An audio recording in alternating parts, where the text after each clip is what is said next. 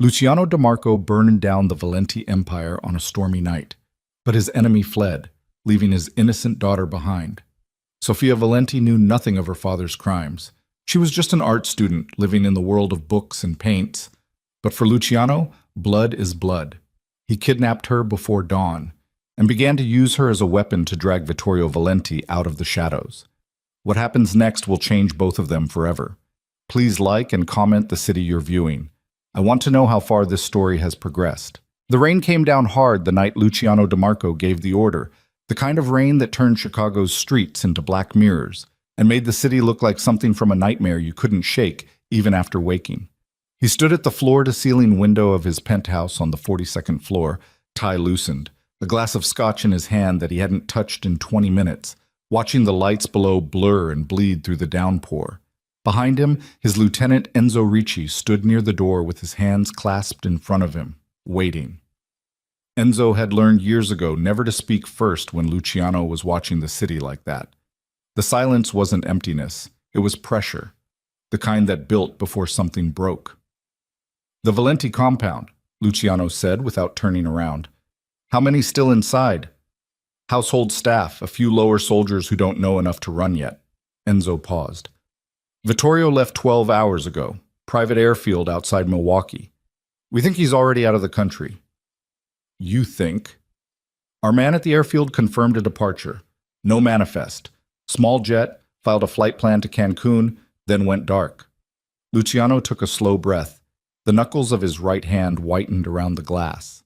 His brother Matteo had been found 4 days ago in an alley off South Wabash, throat open from ear to ear, lying in 6 inches of standing water between 2 dumpsters. The DeMarco shipment routes had been handed to the FBI the same week. 3 warehouses seized, 2 of Luciano's captains arrested, $11 million in product simply gone. Every thread led back to Vittorio Valenti. 22 years of uneasy truce, 2 decades of careful distance maintained between their organizations like a wire stretched between buildings. And Vittorio had cut it in the middle of the night and blamed the wind. "Burn it," Luciano said. Enzo didn't hesitate. "Done." "And the girl?" A beat of silence. Enzo shifted his weight almost imperceptibly. "She's at her apartment. University housing, Wicker Park. Graduate student, 24 years old, no prior involvement with. I know what she is." Luciano finally turned from the window. His face in the lamplight was angular and expressionless, dark eyes holding something cold and absolute that had nothing to do with anger and everything to do with decision. "Bring her to the cathedral compound. Quietly. No marks, no rough handling. I want her frightened, not damaged. There's a difference." Enzo nodded once. "Tonight?" "Before dawn." He turned back to the window. The city kept burning below him in the rain. Sofia Valenti was still awake at 2:15 in the morning, which was the only reason she heard them on the stairs. She'd been working at her desk, a narrow wooden table pushed against the wall of her studio apartment, surrounded by open books and half-finished notes about a 14th century Flemish triptych she was writing her thesis on. The lamp was the only light in the room. Outside her single window, rain hammered the fire escape in irregular bursts. She heard the footsteps first. Heavy, too deliberate. Multiple sets moving in practiced coordination up the stairwell, not like neighbors coming home late, not like the shuffling ascent of exhausted people at the end of their day. These steps had a rhythm that made something in the base of her spine go cold before her brain had finished the thought. Sofia stood. She made it 3 steps toward the door before it came off the hinges. They were inside in under 4 seconds.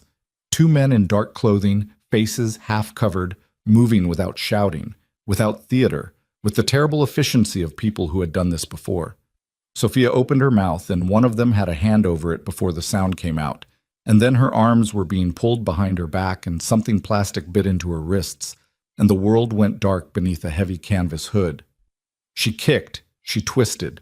Her elbow connected with something solid, and the grip tightened, and someone said quietly, close to her ear, "Stop. Nobody's going to hurt you right now. Stop fighting." The words were almost worse than silence. The right now landed somewhere in her chest and stayed there. She was carried down the back stairwell. She counted steps, counted turns, heard a heavy door open into the wet roar of the rain outside, and then she was folded into the back seat of a vehicle, someone's hand pressing her head down, a door closing, and then the smooth acceleration of a car pulling away from the curb. Sophia sat in the dark of the hood and breathed. Her hands were shaking. Her whole body was shaking, but she forced herself to focus, the smell of the interior, leather, and something faintly chemical, the sound of the engine, the turns. They drove for a long time. She tried to track direction but lost it after the third or fourth turn, her sense of space collapsing. She thought about her father. Vittorio Valenti had kept two worlds from colliding her entire life. He'd sent her to private schools in Florence, then undergrad in Boston, then graduate school here in Chicago, always with instructions given quietly and without explanation. Never take the same route twice. Never give your address to strangers. Never speak about the family name in public. She had asked him once, when she was 17, what exactly it was that he did. He had looked at her with something that might have been grief and said, "Nothing that will ever touch you, Sophia. I promise you that." The car stopped. A door opened.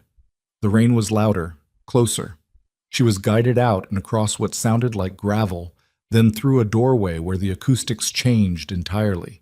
Something large and hollow and echoing, like standing inside an emptied cathedral, which, as it turned out, was exactly where she was.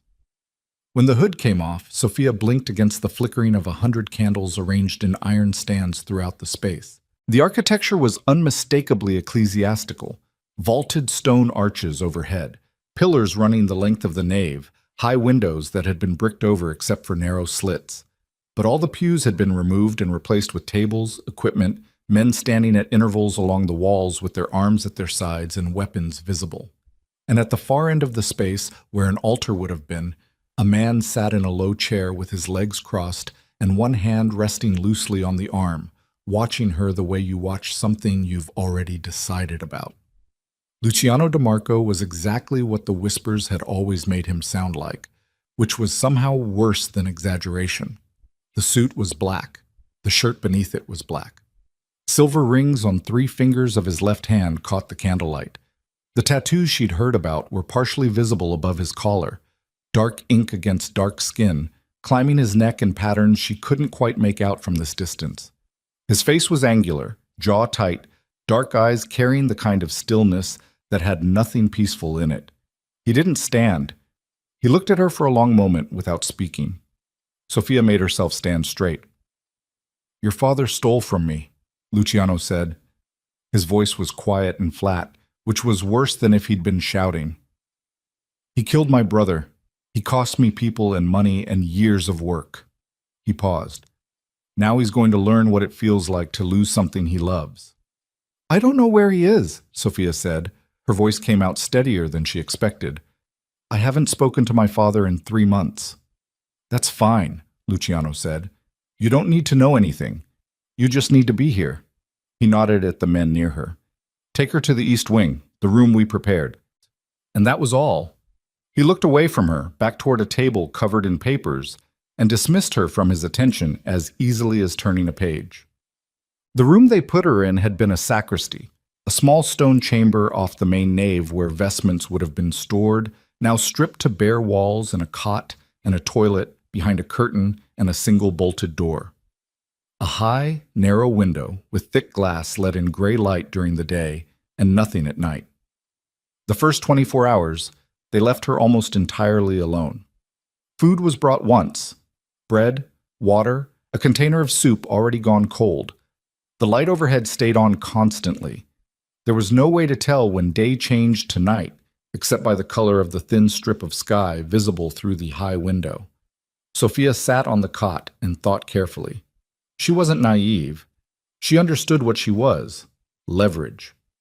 Vittorio Valenti, whatever sins he carried, loved his daughter with a completeness that had occasionally seemed to surprise even him. Whoever held Sophia held something Vittorio would trade for. That was the logic.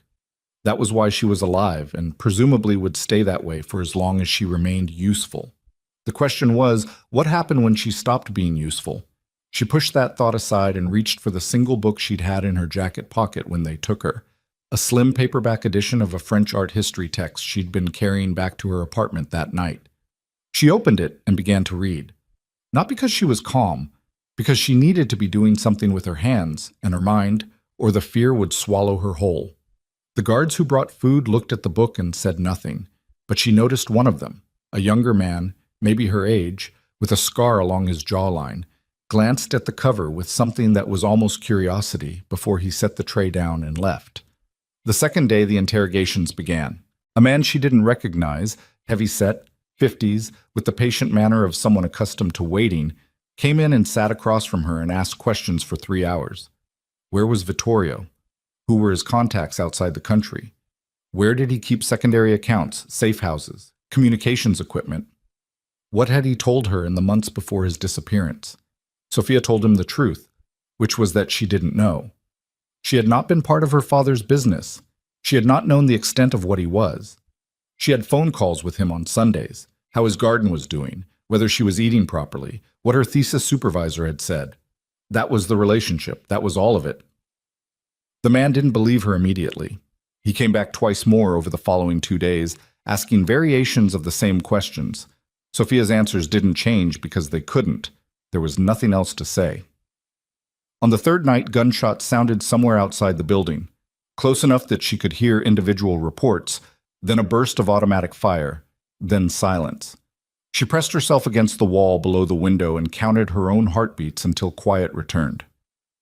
Nobody came to explain. The door stayed locked.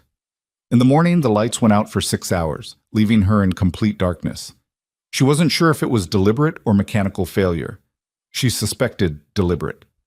She sat in the dark and translated passages from memory. Latin inscriptions she'd studied for her thesis, French captions from the Flemish paintings she knew well enough to reconstruct. Her lips moved slightly as she worked. It was something to do. A way to stay inside her own mind. On the fourth day, Luciano came himself. She heard the door before she saw him. The specific cadence of the bolt, the silence that preceded him into rooms, the way the guards outside straightened. Sophia was sitting on the cot with the French paperback closed in her lap, and she made herself keep her hands still when he entered. He looked at her for a moment from the doorway. Then he looked at the book. "What is it?" he said. "Art history." She held it up slightly. "Flemish manuscript illumination, 14th century." He said nothing. He walked in slowly, looked around the room as if checking it against some mental inventory, and stopped in the middle of the space. Up close, he was taller than she'd gauged from across the nave. The silver rings caught the overhead light. The stillness was the same. That particular quality of composure that wasn't relaxation, but control, every muscle held in deliberate arrangement. "You've been cooperative with Renato's questions," he said. "I've been honest. That's not the same thing." Something shifted almost imperceptibly in his expression. "You understand why you're here." "I understand your logic," Sophia said. "You want my father to surface. You believe he'll trade himself for me." She paused. "He might. I don't know him as well as I thought I did." "That doesn't bother you, learning that?" The question surprised her. It sounded almost like genuine curiosity. "It terrifies me," she said, "and it makes me angry, and it makes me grieve something I thought I had and apparently didn't." She looked at him directly. "Does that satisfy you?" Luciano studied her, his jaw tightened slightly. "You're not what I expected." "What did you expect?" "Mafia royalty, entitlement, screaming. Would that be easier for you?" The silence stretched. He looked at the book again, then back at her face, and something in his expression did something complicated. Shifted under the surface, and then closed again before she could read it. "The meals will be regular from now on," he said. 3 times a day. He turned toward the door. "Mr. DeMarco." Her voice stopped him. He turned his head slightly. "Whatever you think my father did to you, whatever he actually did, I am not him. I know that doesn't matter to you right now, but I need you to hear it anyway." He stood in the doorway with his back half turned for a long moment. "It doesn't matter," he said, but he said it like a man trying to convince himself. The next 6 days settled into a terrible rhythm. Meals came reliably, as promised, though without pattern in terms of what they contained. The light stayed on through the nights, and Sophia learned to sleep with her forearm across her eyes. The interrogations tapered off. Renato came once more, asked the same questions, received the same answers, left. She got the impression someone had concluded she was genuinely ignorant of her father's operations, which she was. What replaced the interrogations was worse in a different way. Silence and isolation and small indignities deployed with such precision that she began to understand they were deliberate, not neglect. The window sealed so no external sound came through. Her book taken for 3 days and then returned without explanation. Meals delivered by guards who were specifically instructed not to make eye contact or respond to anything she said. The shot of an unseen firearm in the courtyard outside, every night at irregular intervals, sometimes at midnight, sometimes at 3 in the morning, so that she never fully slept. She translated manuscripts in her head. She cataloged every painting she'd studied for her thesis in complete detail. Dimensions, medium, provenance, condition issues, debates in the literature about attribution. She paced the dimensions of the room and calculated its volume. She did push-ups and lunges in the small clear space beside the cot until her legs gave out. She did not break, but she felt it approaching, the way you feel a structural shift in something under pressure. Not failure yet, but the early signs of something that would eventually give. It was on the 8th day that Luciano came back. He came without announcement and without the preparatory silence of officials. Just the door, and then him, standing inside the room looking at her with the same unreadable composure. Sophia was sitting cross-legged on the cot with the paperback open, and she looked up at him and waited. "Your father made contact," he said. She felt her chest constrict. "Is he alive?" "Yes." Luciano looked at the far wall briefly. "He's not willing to surrender himself. He's offering money and information. He says he has documentation about—" He stopped. "It's complicated." "What is he saying about me?" Luciano's jaw worked once. "He said to tell you he's sorry." Sophia looked down at the book. The words blurred slightly. She blinked until they didn't. "He's not coming," she said. Not a question. Luciano didn't answer, which was its own answer. She nodded slowly. "So what happens now?" "Now I decide," he said, and his voice had something unfamiliar in it. Not softness, but friction, like something that didn't want to come out but was coming out anyway. He looked at her, really looked at her, not the assessment of an adversary measuring a tool, but something that lasted too long and held too much. "You're not—" he started. Stopped. "What?" He shook his head. "Nothing." He left. The door locked behind him. Sophia sat in the silence and thought about her father's 3 words passed through a man who despised him. "He's sorry." She turned them over and found them terribly light. They weighed almost nothing. After everything, they weighed almost nothing at all. She pressed her palms against her eyes until the pressure pushed back against the thing building behind them. She did not cry. She refused. The attack came 11 days into her captivity, at 2 in the morning, which she knew because the small digital clock on the shelf, the one luxury they'd allowed her, read 2:07 when the first explosion shook the walls. Sophia came off the cot instantly, feet on the stone floor, and then the world dissolved into noise. Sustained gunfire from multiple directions, shouting in Italian, and something else. A second explosion closer than the first that rattled dust from the vaulted ceiling and made the light flicker. The bolt on her door did not open. She backed against the far wall and pulled the cot on its side in front of her, which was useless but was something. The gunfire moved. She could track it by sound, spreading through the building, coming closer, retreating, a sustained firefight that had none of the organized rhythm of a military operation and all the chaos of 2 groups of people trying to kill each other in an enclosed space. Then, a different sound. Something heavy, close. A single shot that had a different quality, set higher, sharper, from outside through the narrow window. And then a massive impact in the main nave, stone and glass, and the sound of a body hitting the floor. Then nothing. For 30 seconds, nothing. Then Sophia heard something that made every instinct she possessed pull in opposite directions. A voice. Luciano's voice.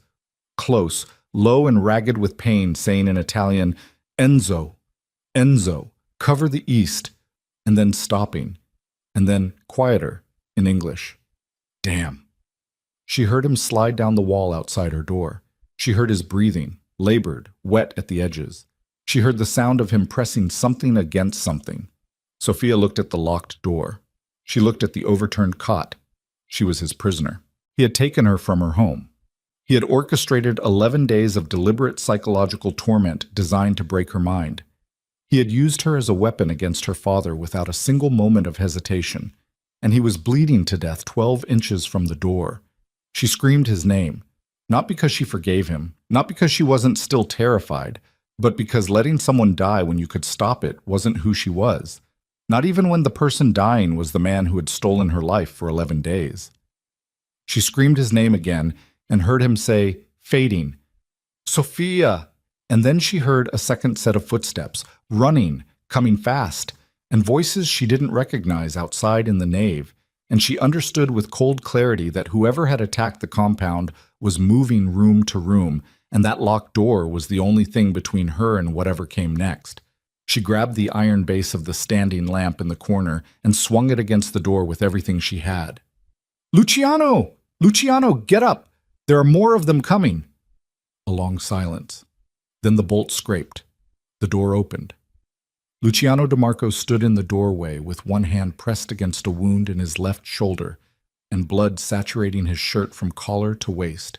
His face was ash gray and sheened with sweat, the composure entirely gone now, nothing left but the raw and wrecked face of a man operating on pain and refusal. He looked at her, at the lamp iron in her hands, at her face, with an expression that held something almost like disoriented surprise. Move, he said. His voice had nothing left in it but function. Sophia moved. She put herself under his uninjured arm and took his weight, and they went together down the stone corridor while gunfire cracked somewhere behind them, moving toward the nave, through a passage she hadn't known existed behind a false section of paneling, into the chapel's old vesting room, and she pressed him down behind the long stone table, and he went down without resisting, which told her how badly he was hurt. She tore the inner lining of her jacket with both hands and pressed it hard against his shoulder, and he made a sound through his teeth that he was clearly trying not to make, and she leaned her weight into it and said, Don't stop talking to me. What's your blood type? A positive, he said. His voice was very far away. Stay with me. Sophia, I said stay with me. His head dropped back against the stone. His eyes were still open, watching the ceiling, and in the candlelight that bled under the door from the nave, everything burning and tipping and chaotic out there, she could see the angles of his face stripped of all the weight he carried, the performance of danger and authority and control entirely gone. Just a man. Just a badly wounded man bleeding in a dark room. Sophia pressed harder on the wound and watched his face and refused to look away. And after a long moment, his hand came up and closed over hers. Not to stop her, not to grip, just contact. Just the weight of a hand. She held pressure until she heard Enzo's voice, and then others, coming fast from the north passage. Luciano's eyes found her in the dark. In the flickering light, something crossed his face that had nothing to do with pain, something sharp and distant and stunned, as if he was looking at her from very far away or from very long ago. He said almost inaudibly, Your necklace. Sophia looked down. The silver cross she'd worn since she was 19 was outside her collar, swinging free from the struggle. When she looked back up, Luciano's face had gone somewhere she couldn't follow, eyes unfocused, tracking something that wasn't in this room, this year, this moment. New York, he said. Barely a sound. It was winter. You said... He stopped. His eyes found her face again with the desperate precision of a man trying to hold on to something that was slipping. You said stay alive. You said please stay alive. Sophia's hands went still on the wound. The world went very quiet inside her chest. She had said those words. 9 years ago. A man bleeding behind a subway station in the snow while everyone walked past. She'd been 22 years old and terrified, and she'd stayed because she couldn't make herself leave, pressing her scarf against his side and calling 911 and saying those exact words into the dark while sirens came closer. She'd never learned his name. She had never seen his face clearly. She had only ever remembered the silver rings. Her eyes dropped to his left hand. 3 silver rings, catching the light. "Oh God," she said. Enzo broke through the door with 4 men behind him, weapons up, sweeping the room, and found Luciano DeMarco lying half-conscious behind the altar table with his enemy's daughter pressing both hands against his wound and looking at him like she'd just seen the whole architecture of the last 11 days collapse into something that had no word for what it was, something that was going to require entirely new ones. The compound went quiet in the hours before dawn. The attackers, a rival cartel that had been tracking DeMarco's movements for months, had been pushed back at heavy cost. 3 of Luciano's men were dead, 7 wounded. The east wing was partially on fire and had to be evacuated. Sofia sat in the main medical room while a man who introduced himself only as Dr. Ferrante worked on Luciano's shoulder. The bullet had passed through cleanly. He would live. He had lost blood, but not catastrophically, and his constitution apparently was precisely what you would expect from a man who had survived this life for 36 years. She sat in a chair near the wall and held her own hands in her lap and thought about the snow in New York. She thought about walking home from the library at midnight and seeing the man in the alley and hearing the sound he made. Not quite a groan, more involuntary than that, the sound of a body refusing what was happening to it. She had almost kept walking. She had made herself stop. She had stayed for 20 minutes in the cold, holding a stranger together, talking to keep him conscious, until the ambulance arrived. When the paramedics took over, she had stepped back and then simply walked home, hands bloodied, heart hammering, and she had never told anyone because what was there to say? A stranger. Alive. Done. She had thought about him occasionally in the years after, not often. Just sometimes, when the day was quiet enough, a small wondering. Whether he made it, whether it changed anything for him, whether strangers could be owed things by people who would never know to pay them. She had her answer now. Enzo appeared in the doorway at around 4 in the morning. He looked at her with an expression that contained multiple things: wariness, something close to guilt, and a very careful assessment. "He wants to see you," he said. Sofia stood, followed him down the corridor. Luciano was propped upright on the medical table, shirtless, shoulder bandaged, the tattoos visible fully now. Maps of violence written on skin. He was still gray-faced and clearly in considerable pain, but his eyes when she walked in were sharp and present, and focused on her with an intensity that had changed in quality from everything before. Not predatory, not cold, something raw. Something that didn't have a name yet. Sofia stopped 6 feet away and met his eyes. Neither of them spoke for a long time. Finally, Luciano said, "You knew." "I didn't," she said. "Not until you said it. Not until I saw the rings." He looked at the rings on his left hand as if seeing them from outside himself. "I was 23, he said quietly. "I'd been knifed in a fight behind the 4th Street station. Everyone walked past." He paused. "You stayed." "Yes." "You could have left. You didn't know who I was." "I didn't care who you were." She held his gaze. "You were bleeding. That was enough." The silence between them was dense with the weight of what was unsaid. 11 days of deliberate torment, 11 days of calculated cruelty aimed at a woman who had once refused to leave him dying in the snow. Luciano looked at his hands. "Sofia," he said, and it was the first time he'd said her name that wasn't a command or an assessment. "Don't," she said. He looked up. "Don't apologize yet," she said. "Not tonight. Not while you're still—" She stopped. Started again. "You said something tonight. You said my father's crimes were on me because blood is blood." She let the words sit. "But that's not how it works. You know that. Some part of you knows that." Luciano said nothing. "I'm still here," Sofia said. "I stayed both times. That probably means something, and I don't entirely understand what it means yet, and neither do you." She took a slow breath. But I need to know one thing. What? Is there anything real in what my father told your men about why he did what he did? The question landed heavily. Luciano's jaw tightened. Something moved behind his eyes. Something that looked like the very early stage of a reckoning.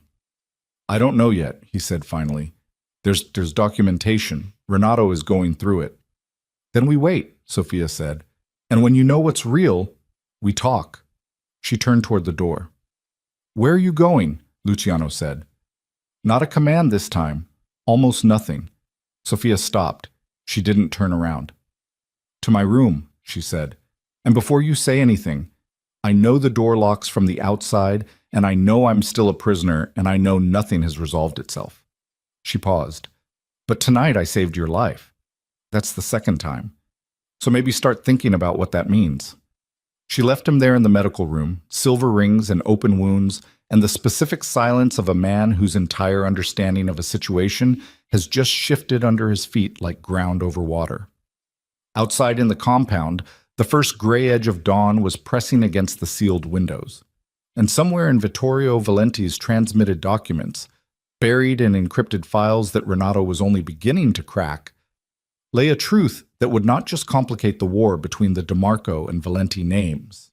It would rewrite everything Luciano thought he was fighting for. And it would change what happened to Sofia Valenti in ways that neither of them could yet imagine. The documents took Renato 48 hours to crack, and in that time the compound operated on the specific tension of a place where everyone knew something had shifted, but nobody had been told what. Luciano spent the first day confined to the medical room under Dr. Ferrante's direct orders, which he violated twice. Once to walk the perimeter of the compound at 6 in the morning with his arm in a sling and 3 guards trailing him at a careful distance, and once to sit in on a debrief of the surviving men who had repelled the attack. He moved slowly. His face registered nothing. But Enzo, who had known him for 14 years, watched the way Luciano's eyes tracked toward the east corridor when he thought no one was paying attention, and said nothing, and filed it away. Sophia slept for 11 hours and woke to find a tray outside her door with coffee and bread and a small container of yogurt, and beside it her confiscated jacket, laundered and folded. She stood in the doorway looking at the jacket for a long moment. Then she picked it up, carried it inside, and sat on the edge of the cot drinking the coffee while the compound slowly filled with the sounds of a morning after violence. Men moving with the deliberate quiet of people managing pain, someone hammering somewhere in the damaged east wing, the occasional low exchange of voices. She thought about what she'd said to Luciano in the medical room. She thought about whether she believed it. She was still thinking about it when the door opened at 9 and Enzo Ricci stood in the frame with his hands at his sides and that particular expression of a man delivering news he hasn't fully digested himself. "Renato needs you," he said. "Me specifically?" "You and Luciano both." The room they used for intelligence work was deep in the compound's lower level. Stone walls, a long table covered in laptops and paper, fluorescent lighting that had no interest in being kind to anyone's face. Luciano was already there when Sophia arrived, standing at the far end of the table with a coffee cup in his hand, and his eyes on the document spread before him. He'd changed into a fresh shirt. The sling was still on. His face had recovered some color, but none of its usual composure. Something had been displaced there, something that would take longer than a day to reconstruct. He looked up when she came in. Neither of them spoke. Enzo closed the door. Renato Gallo was 53 years old, built like a man who'd done hard physical work for the first half of his life and hard intellectual work for the second, with reading glasses pushed up on his forehead and ink stains on 3 fingers of his right hand. He was the closest thing the DeMarco organization had to an analyst. He had been working for 36 hours with minimal sleep, and it showed in the sandpaper quality of his voice. "Sit down," he said to both of them. Luciano said, "Tell me." "Sit down first. This is going to take a minute." Luciano sat. Sophia took the chair across from him. They did not look at each other. Renato spread 6 documents in a line across the table. Vittorio Valenti has been maintaining an encrypted archive for approximately 4 years. What he transmitted to us is a portion of it, Either everything he has or everything he was willing to give up. We don't know which. He touched the first document. This is a partnership ledger. Names, figures, dates, going back 8 years. On one side, the Valenti and DeMarco organizations. On the other side, he paused, Senator Harold Crane, a federal prosecutor named Douglas Whitmore, 2 sitting aldermen, and a trafficking network operating under the cover of a logistics company called Meridian Freight. The room was very quiet. Luciano's jaw tightened almost imperceptibly. Explain. The senior members of both your organizations, the people who were in place before you took full control, before Vittorio's influence started declining, they built this arrangement years ago. The families provided cover infrastructure and muscle. The politicians provided protection and redirected law enforcement attention. Meridian Freight moved product. Renato removed his glasses. Human product. Women and girls, primarily, routed through Chicago on their way to East Coast distribution. Sophia went still. In her peripheral vision, she saw Luciano's hand close around the coffee cup. Your brother Matteo found the ledger, Renato continued, looking at Luciano. Not from Vittorio. From inside your own organization. He found it because he was auditing a logistics discrepancy in the South Side warehouse accounts. He brought it to Vittorio because he didn't know who inside your organization he could trust. Renato set down a second document. Vittorio tried to reach you directly. 3 attempts, all intercepted. We found evidence that someone in your inner circle was monitoring and filtering your communications for at least 18 months. The silence was different now. It had weight and temperature. Matteo was killed, Luciano said. His voice had gone very flat. And the evidence was staged to make it look like Vittorio ordered it. Yes. By who? Renato looked at him steadily. We're not certain yet, but the communication intercepts point to someone with access to your private correspondence, your schedule, and your personal security protocols. He paused. Someone very close. Luciano set the coffee cup down on the table with careful precision. He looked at the documents. He looked at them with the expression of a man standing in a room he's known his whole life and realizing the walls are a different shape than he thought. Sophia watched him. My brother was trying to stop a trafficking operation, Luciano said, and they killed him for it. And then they pointed me at Vittorio and let me destroy his organization and abduct his daughter. His voice stopped.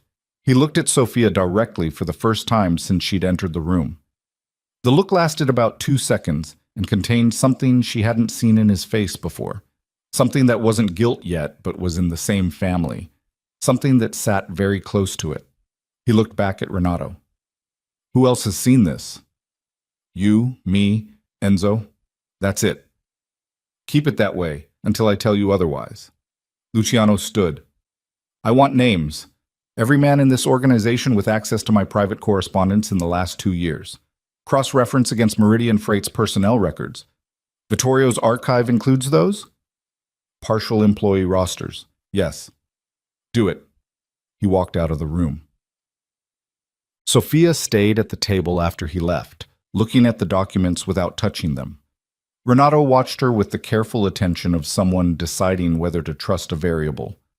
You didn't know, he said. Not a question. About my father's involvement with any of this? No. She looked up at him. About the trafficking. I didn't know. If I had... She stopped. There wasn't a sentence that finished that properly, so she left it. Renato gathered the document slowly. For what it's worth, your father's communication record suggests he was trying to get out of the arrangement for the last 2 years. The partnership was forced, initially. Old agreements, old debts. By the time he understood what Meridian Freight actually was, he was already implicated. That doesn't exonerate him. No, Renato agreed. It doesn't. Sophia stood. Her legs felt slightly unsteady, which she registered with irritation and addressed by locking her knees and standing straight.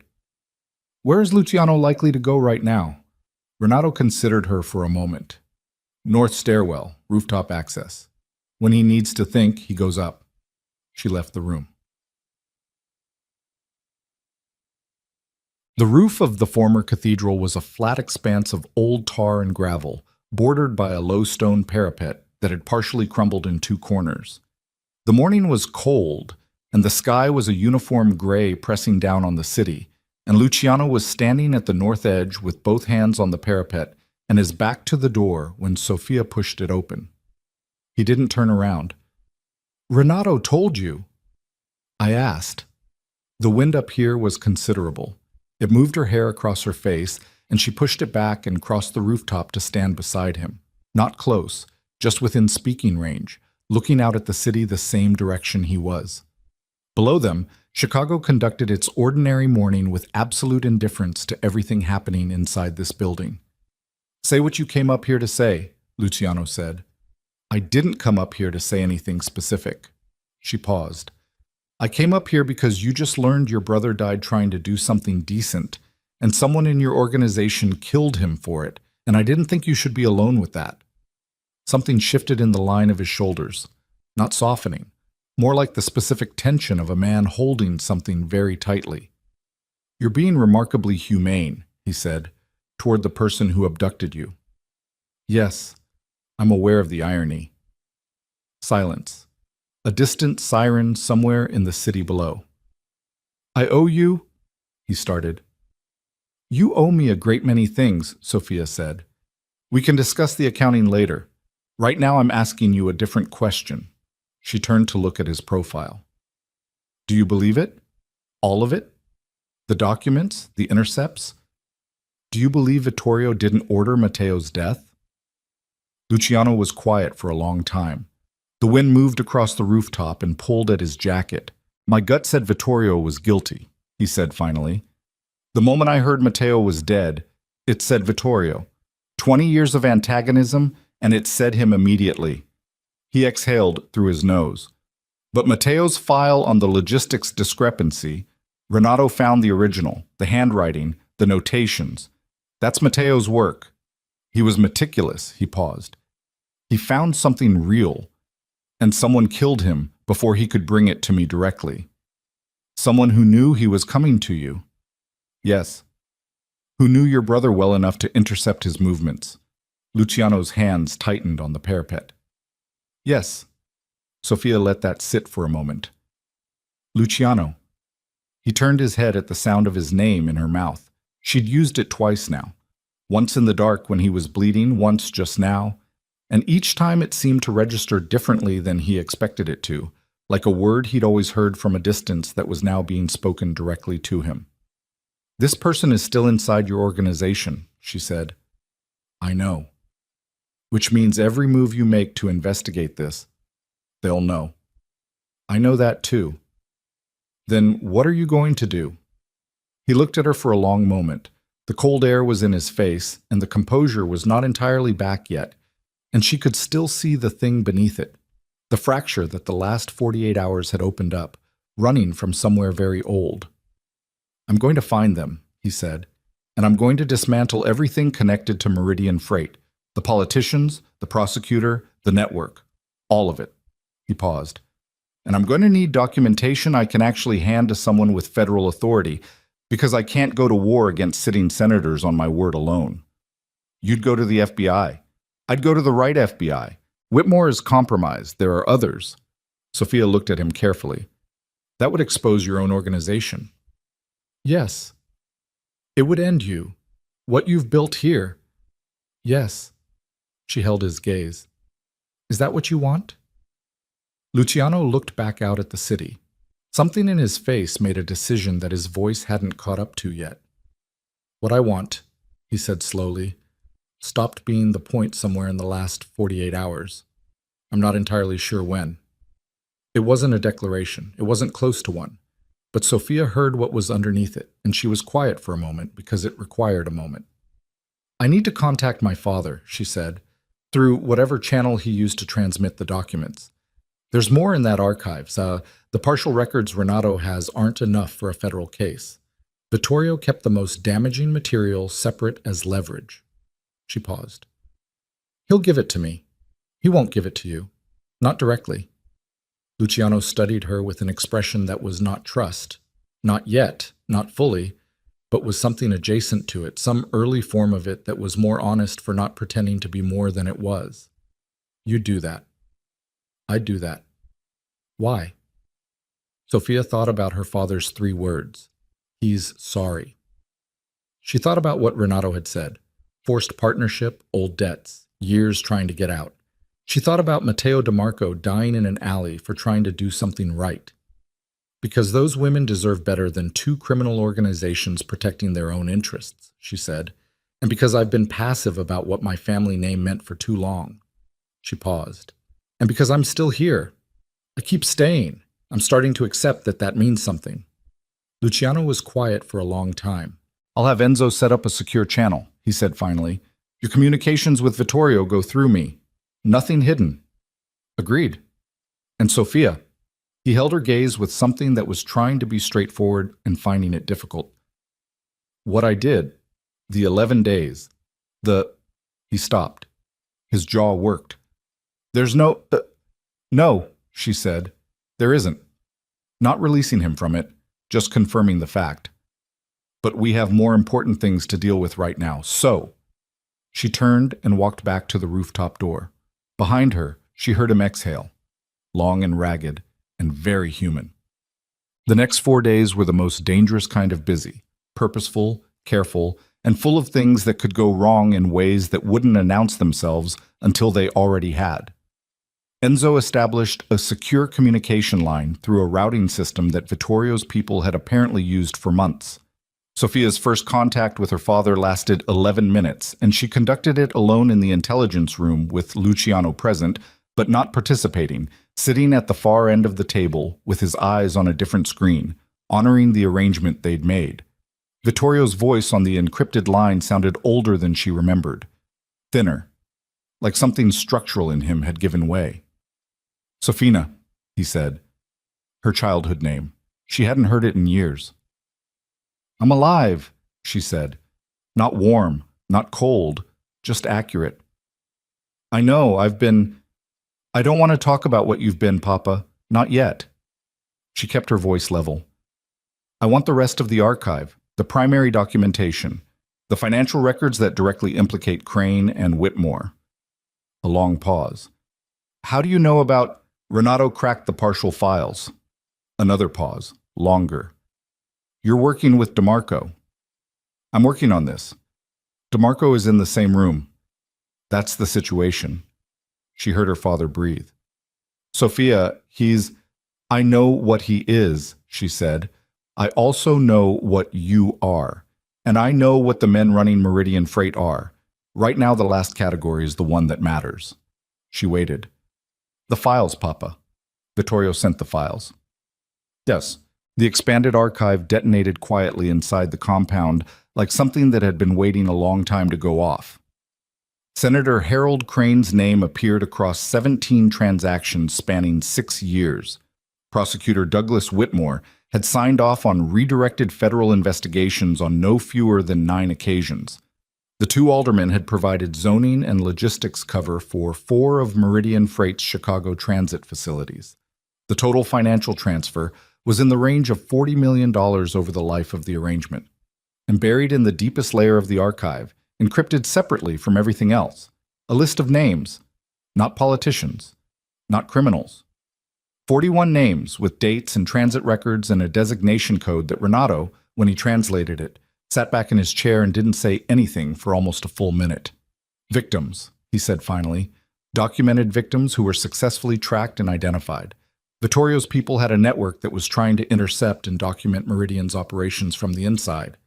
He looked at the list. He was building a case. For 4 years, Luciano said. Yes. 41 names. That they could document. The real number? Renato didn't finish the sentence. Luciano stood with his back against the wall and his arms crossed, and his face doing something that he wasn't controlling the way he usually controlled it.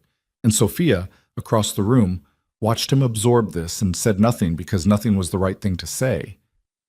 It was Enzo who broke the silence, and what he said cracked the room open in a different direction entirely. Marco wants a meeting. Luciano's eyes moved to him immediately. When did he contact us? This morning, private line. Enzo's voice was carefully neutral.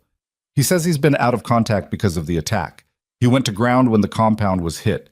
He wants to convene the senior members at the Halstead property tomorrow night, discuss security and next steps.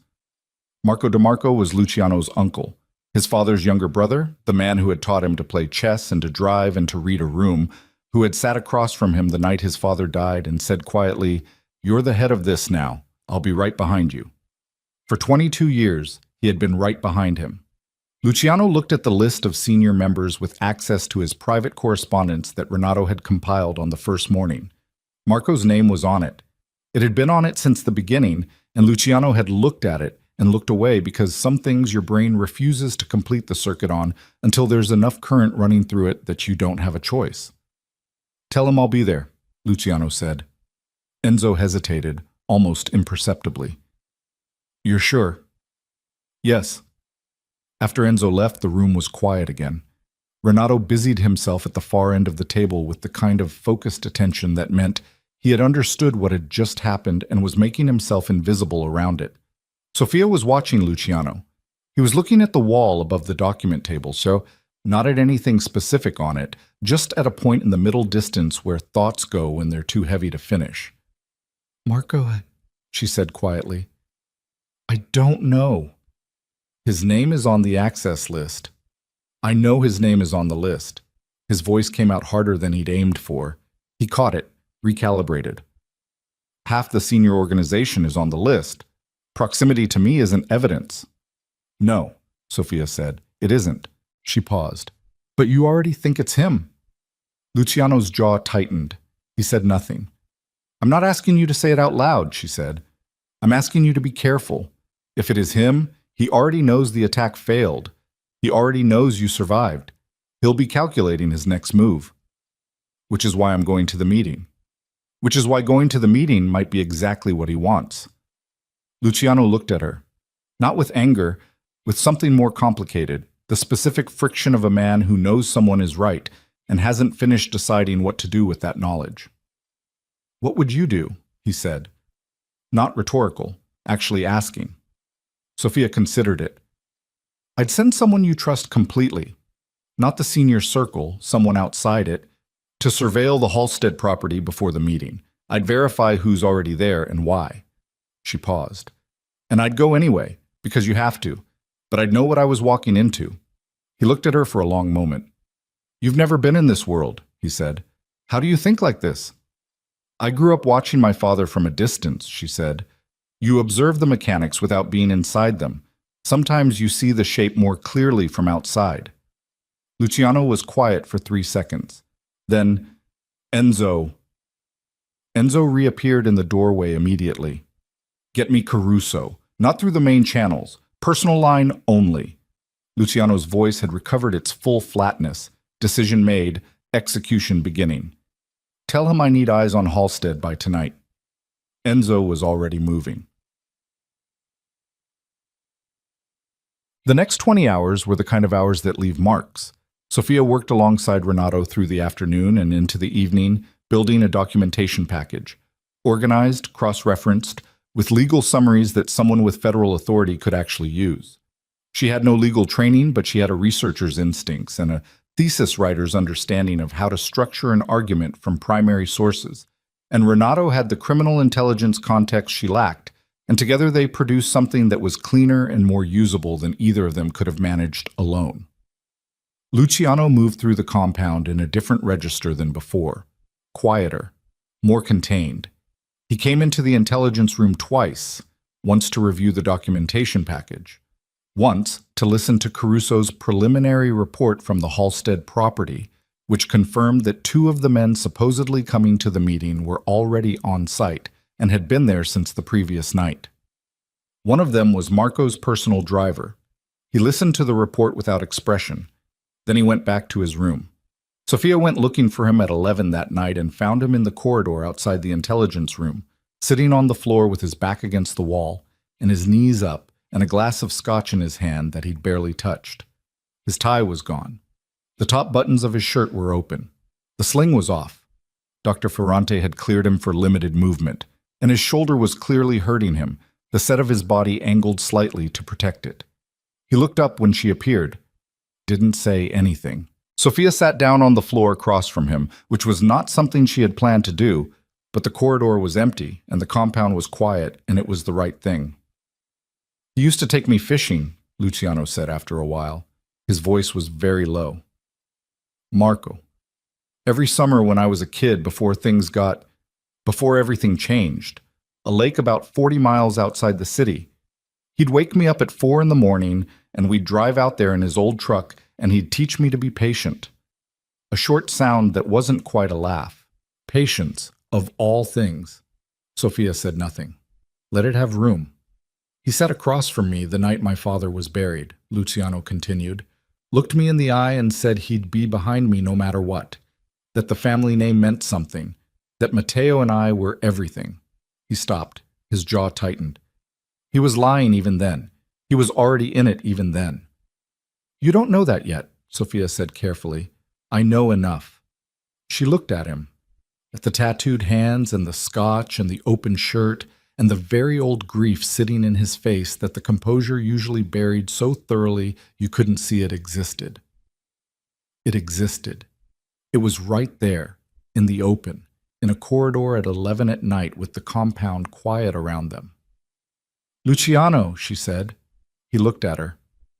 If it is him, when you know for certain, what are you going to do? The question sat in the air between them. He looked at the scotch in his hand. What I have to do. That's not an answer. It's the only answer I have right now. Sophia studied him. The man who walked up to that roof this morning and said dismantling all of it was the right thing. He was telling the truth? Yes. Then what you have to do, she said carefully, might not be what you've always done. He looked at her with an expression that was somewhere between resistance and recognition. A man being told something his body already knows and his history doesn't want to accept. That's a significant adjustment, he said. Yes, she said. It is. He looked at the floor for a long time, then, stay for the Halstead meeting. I want you in the building. Why? Because you see the shape more clearly from outside. He looked up at her. And because He stopped. The sentence seemed to genuinely surprise him from the inside. He looked at her with something that was exposed and almost angry about being exposed. Because I think better when you're in the room. I don't know what that means yet, and I don't entirely like it, but it's the truth. Sophia held his gaze. Something moved in her chest that she noted and set aside for later, because later was safer than now. All right, she said. I'll be there. She stood, looked down at him. Get some sleep, she said. You're still losing color when you move too fast. I'm fine. You're not fine. You were shot 3 days ago. She paused at the corner. Get some sleep, Luciano. She turned and walked away down the corridor. Behind her, she heard him exhale once, long and slow. She heard the sound of him getting to his feet. She did not look back. The meeting at the Halstead property was scheduled for 8 the following evening. At 6:15, Caruso's second report came in. Sophia was in the intelligence room when Enzo read it aloud in a voice stripped of everything except the words, because the words were enough.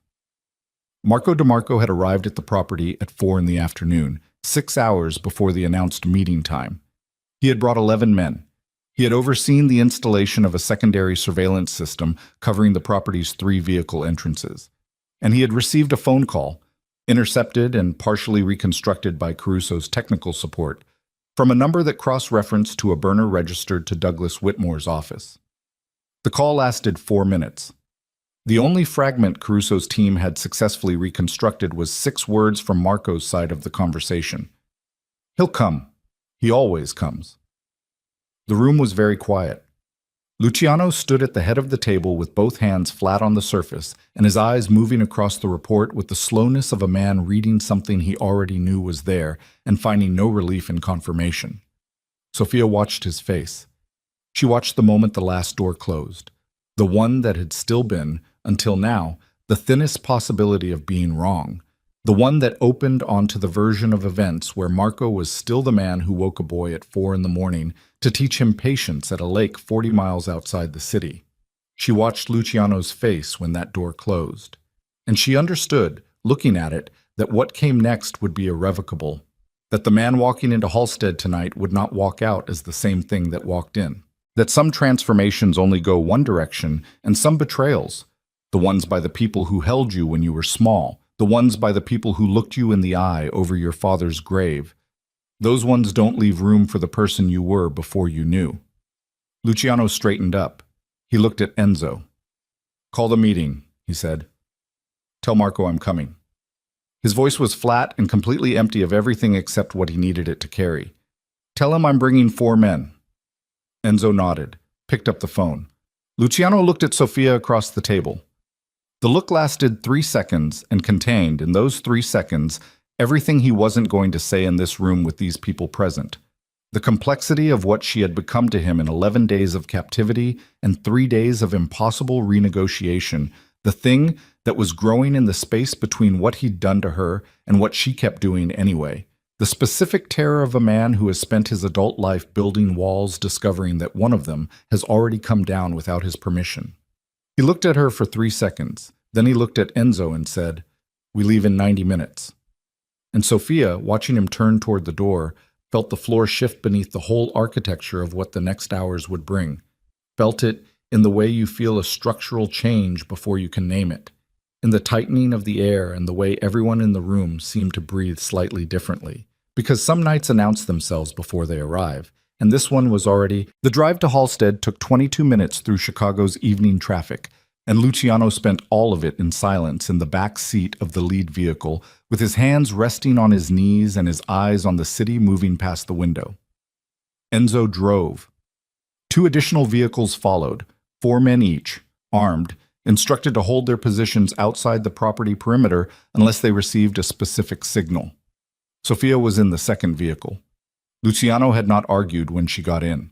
He'd looked at her once, standing beside the car in the compound's interior courtyard, with her jacket on and her face composed with the particular steadiness of someone who has made a decision and finished making it, and he'd said nothing, and she'd gotten in. The Halstead property was a converted warehouse on the near west side that the DeMarco organization had used for meetings for 15 years. Neutral ground by convention, large enough to accommodate a full senior gathering, familiar enough that everyone knew its exits and its blind spots. Which, Luciano was thinking as they turned onto the street, meant Marco knew them too. Had known them for 15 years. Had walked every inch of this building with Luciano at his side. He knew exactly where a man would feel safe and exactly where that feeling would be wrong. "Caruso's people are on the roof," Enzo said quietly. "I see them." Luciano's eyes moved to the roofline as they pulled up, catching the barely visible outline of a figure at the northeast corner. "Stay with the car until I signal." "Luciano, stay with the car, Enzo." He got out. The interior of the warehouse smelled like it always had, concrete and machine oil and the faint metallic undertone of a space that held a lot of men on a regular basis. The lighting was industrial, yellow-white, and unsparing. Long tables had been arranged in a rough rectangle in the central space, and 7 men were already seated when Luciano walked in, with Marco DeMarco at the far end standing with a glass of red wine and the specific quality of a man performing ease.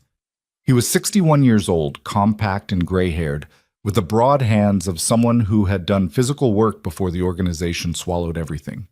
He had Luciano's father's eyes, a family trait, dark and direct, and he was using them now with the warmth of reunion, arms spreading slightly as Luciano crossed the floor toward him. "Luca," he said.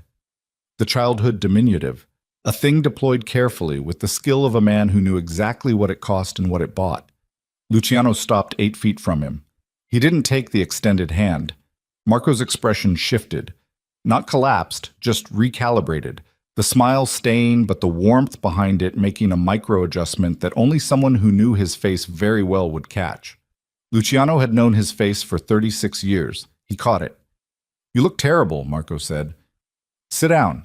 Tell me about the attack. We've been trying to reach you for 2 days. Nobody knew." "Who told the Salazar cartel about the cathedral compound?" Luciano said. The room went quiet, the specific way rooms go quiet, when something that was below the surface comes above it suddenly and completely. Marco looked at him. His expression did something careful. "What are you asking me?" I'm asking who gave them the location, the personnel count, and the timing of the shift change. Luciano's voice had no elevation in it, flat as a road. Because that's what they had. They hit us with that precision. Someone gave them the blueprint. Luciano, Marco's voice dropped into something avuncular and concerned. You've been through an attack. You've been shot.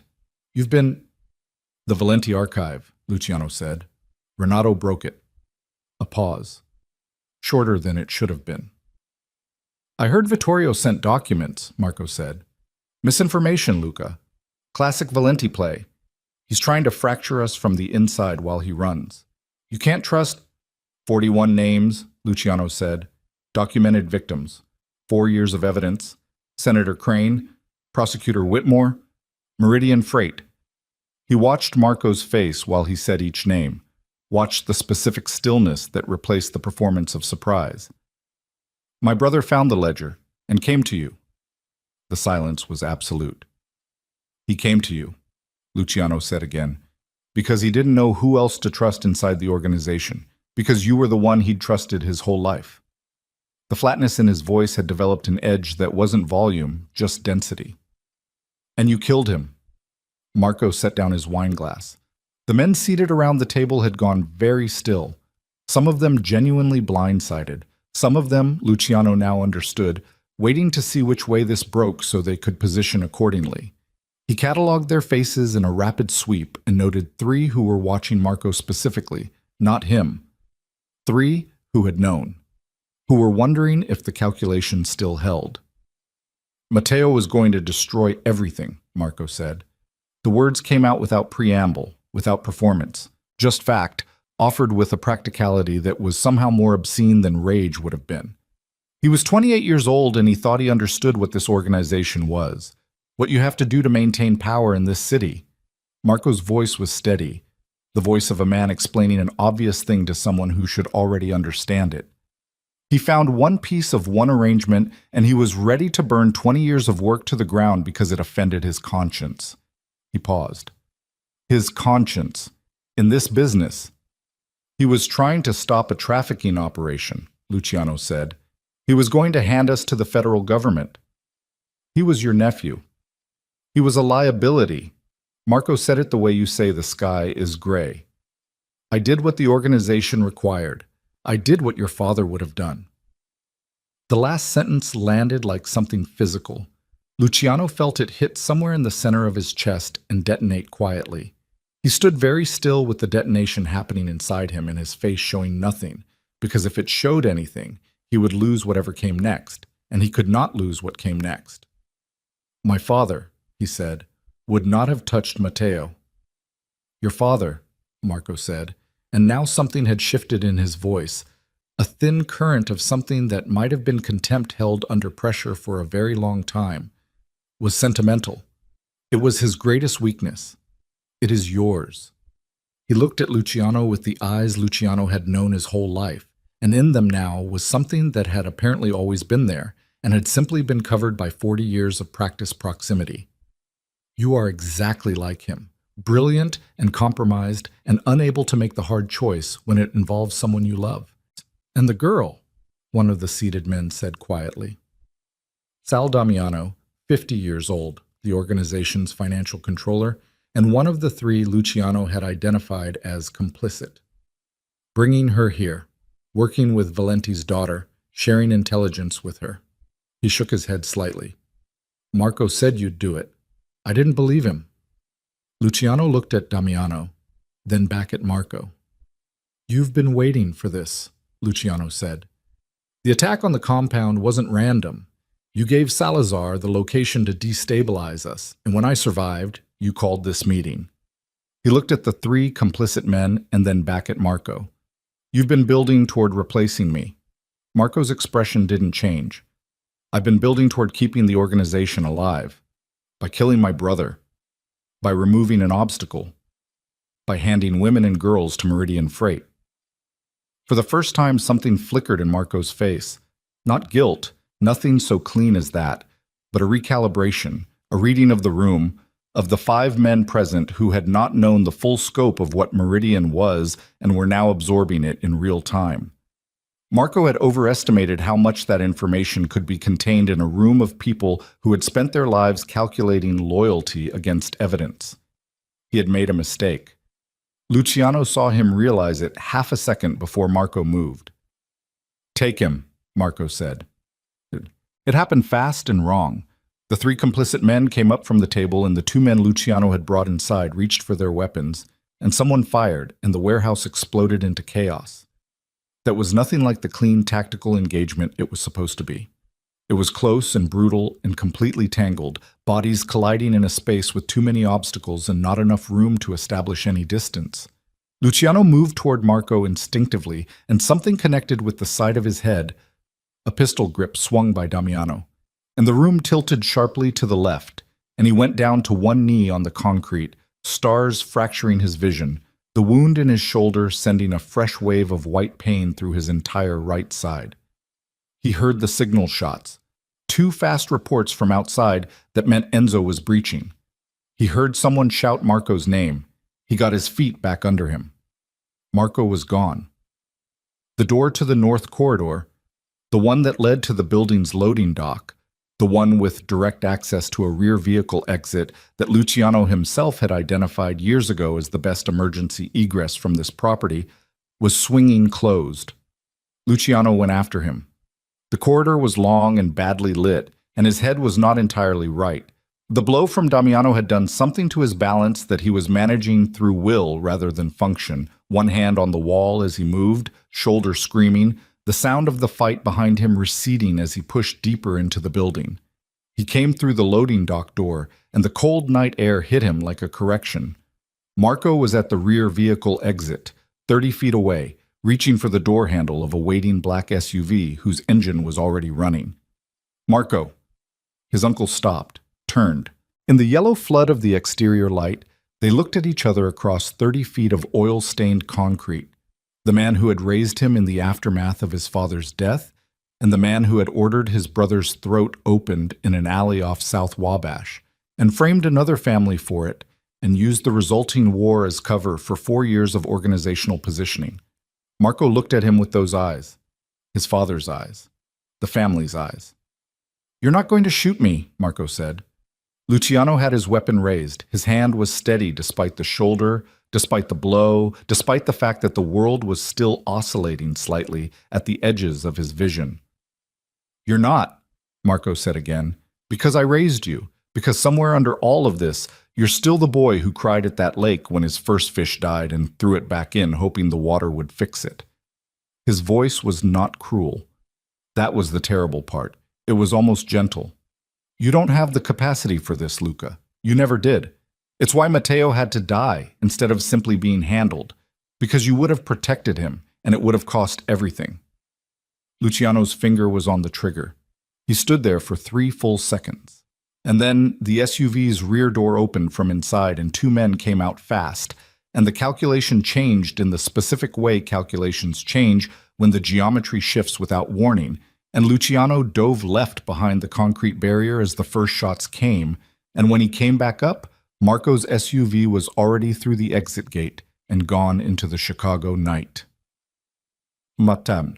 He sat on the loading dock concrete for approximately 90 seconds. His head was clearing. The shoulder was a sustained and serious problem. He did an inventory. Nothing else broken. One graze along his left forearm that he hadn't felt happen and was now registering as a thin line of fire. Enzo appeared at the loading dock door with 2 men and a specific expression. "Damiano?" Luciano said. "Detained. 2 of the others are down. The rest—" Enzo stopped. Marco got out. "Yes." "He had a vehicle waiting." "Yes." Luciano stood up. The world stayed where it was supposed to be mostly. The men who didn't know, Ferretti, Bianchi, the others, where are they? Inside, shaken, waiting. They're not complicit. I saw their faces when Meridian came up. Luciano touched the side of his head where Damiano had hit him, and his fingers came away with a thin smear of blood. "Nobody leaves the property. I need to talk to them." "Luciano." Enzo's voice had something in it. There's a problem. The quality of those 3 words made Luciano go still. What? Enzo didn't answer immediately, which was its own kind of answer. What, Enzo? The compound. Enzo's jaw tightened.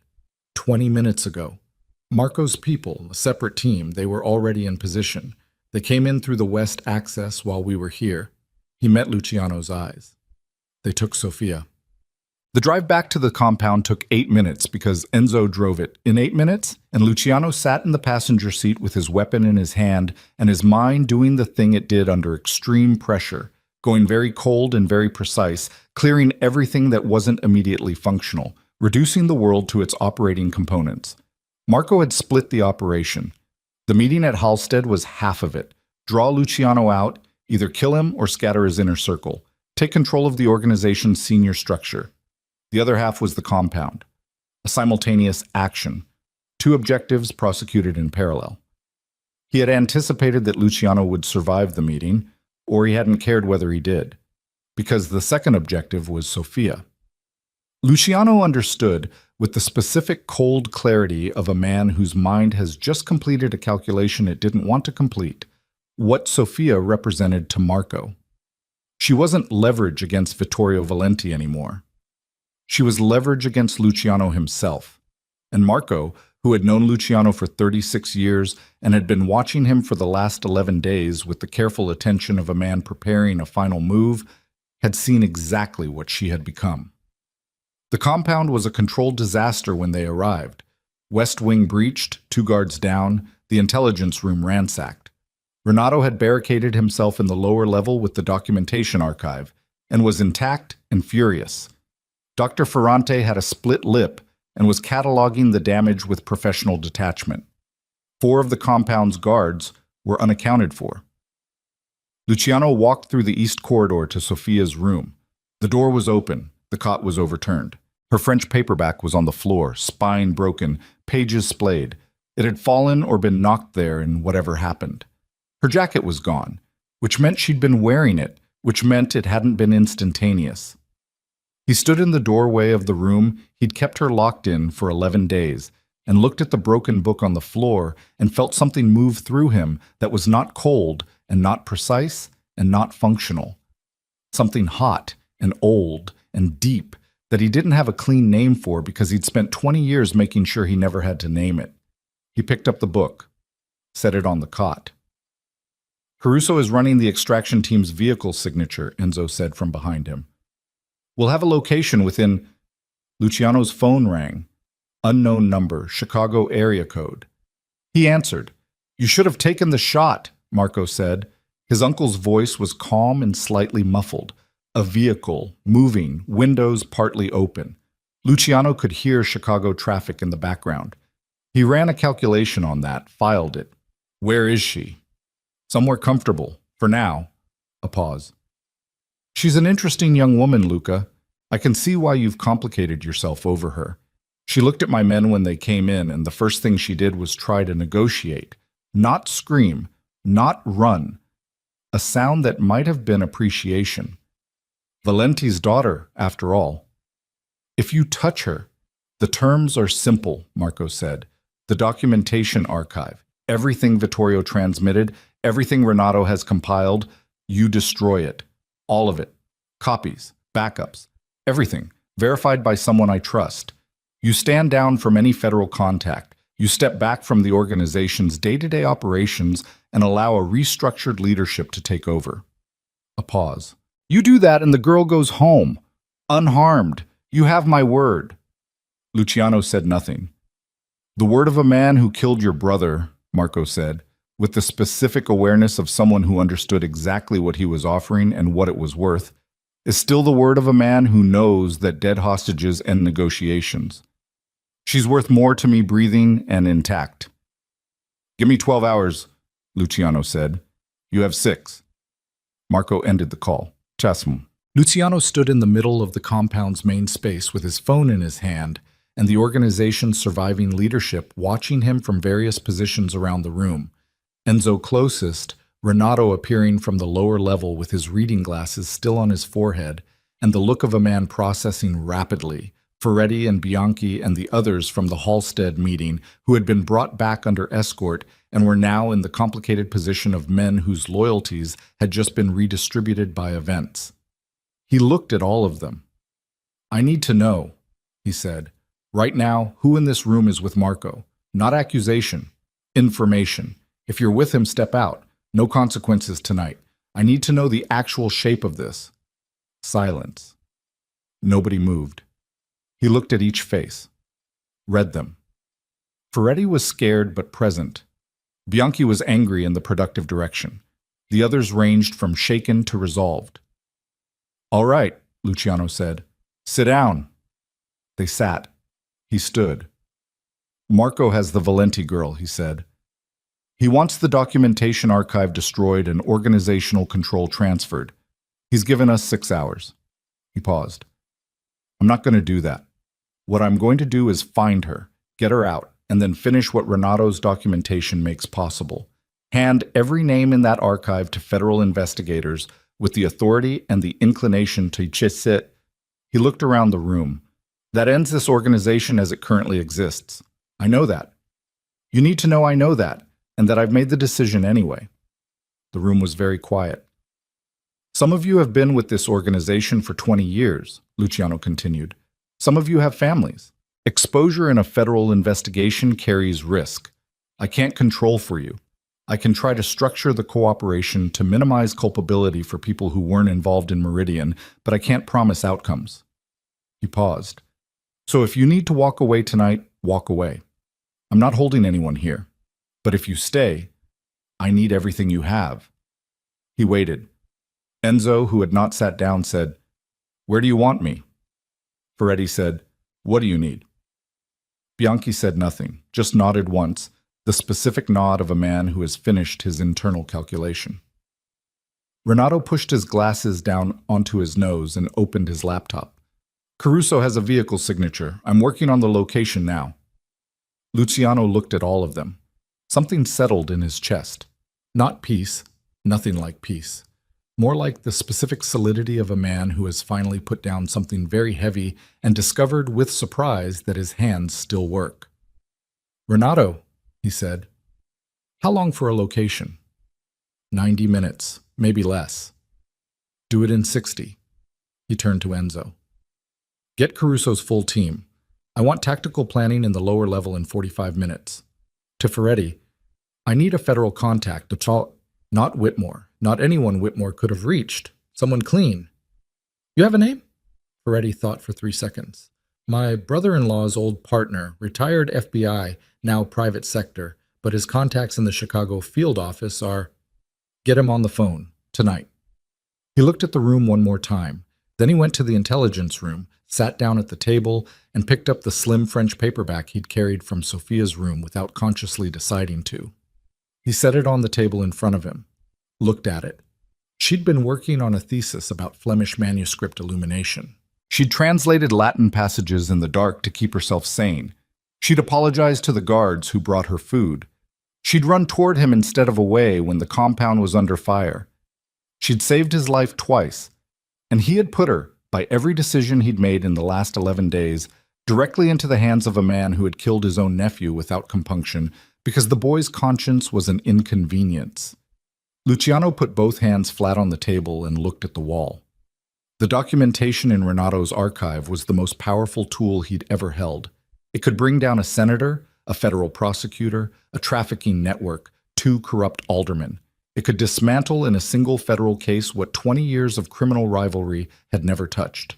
And Marco knew that Luciano valued Sophia more than the archive, which was the trap. Because if he moved to extract Sophia, he showed his hand. Marco would know where his people were, how many, their approach. He had informants. The organizational breach that had enabled the compound attack meant he had eyes somewhere inside the remaining structure. Any tactical movement toward Sophia's location could be anticipated, and if he destroyed the archive to meet Marco's terms, the documentation died. The women on that list stayed phantoms. Crane and Whitmore continued operating.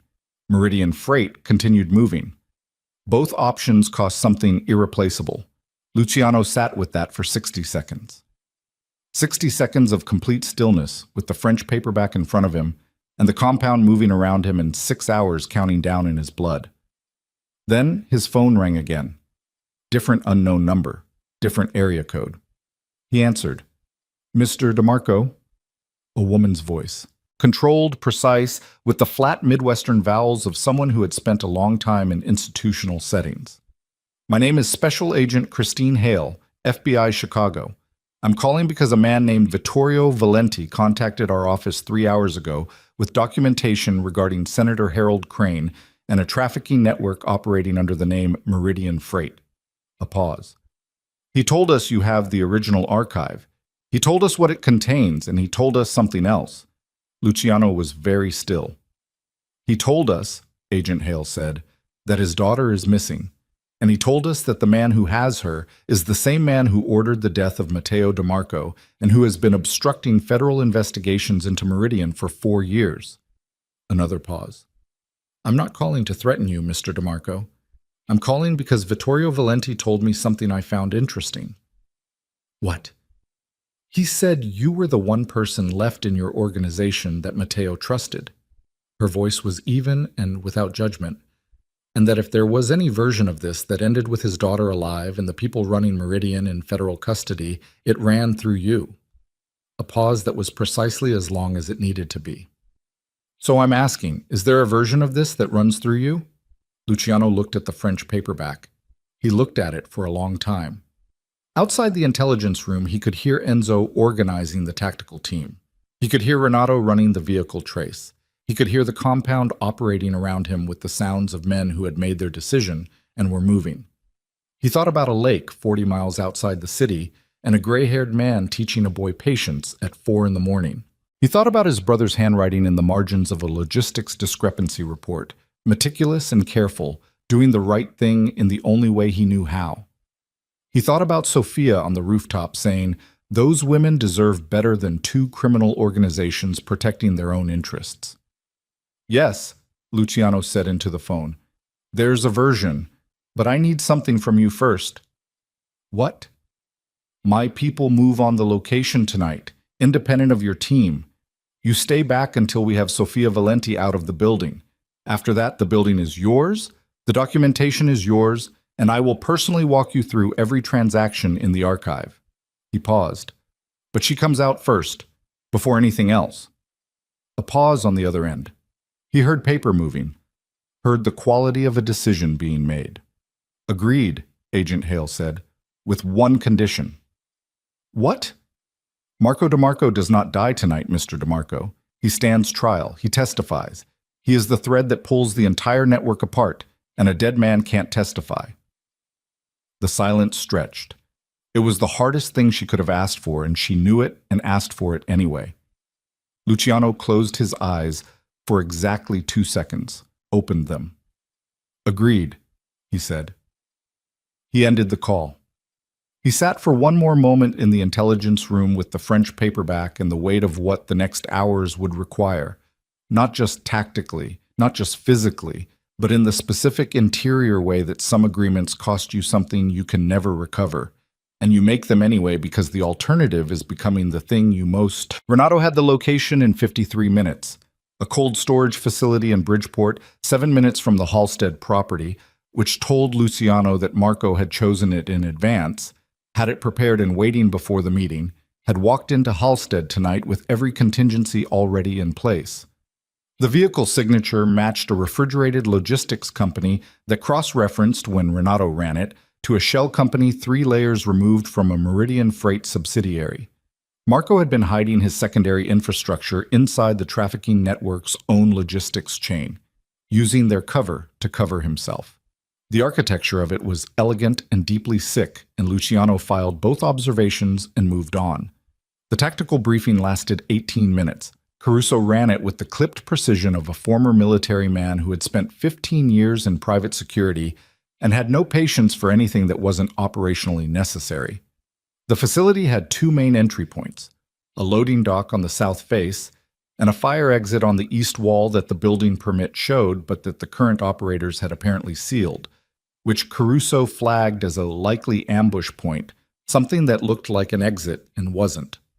Thermal imaging from a drone Caruso's team had deployed 20 minutes earlier showed 11 heat signatures inside.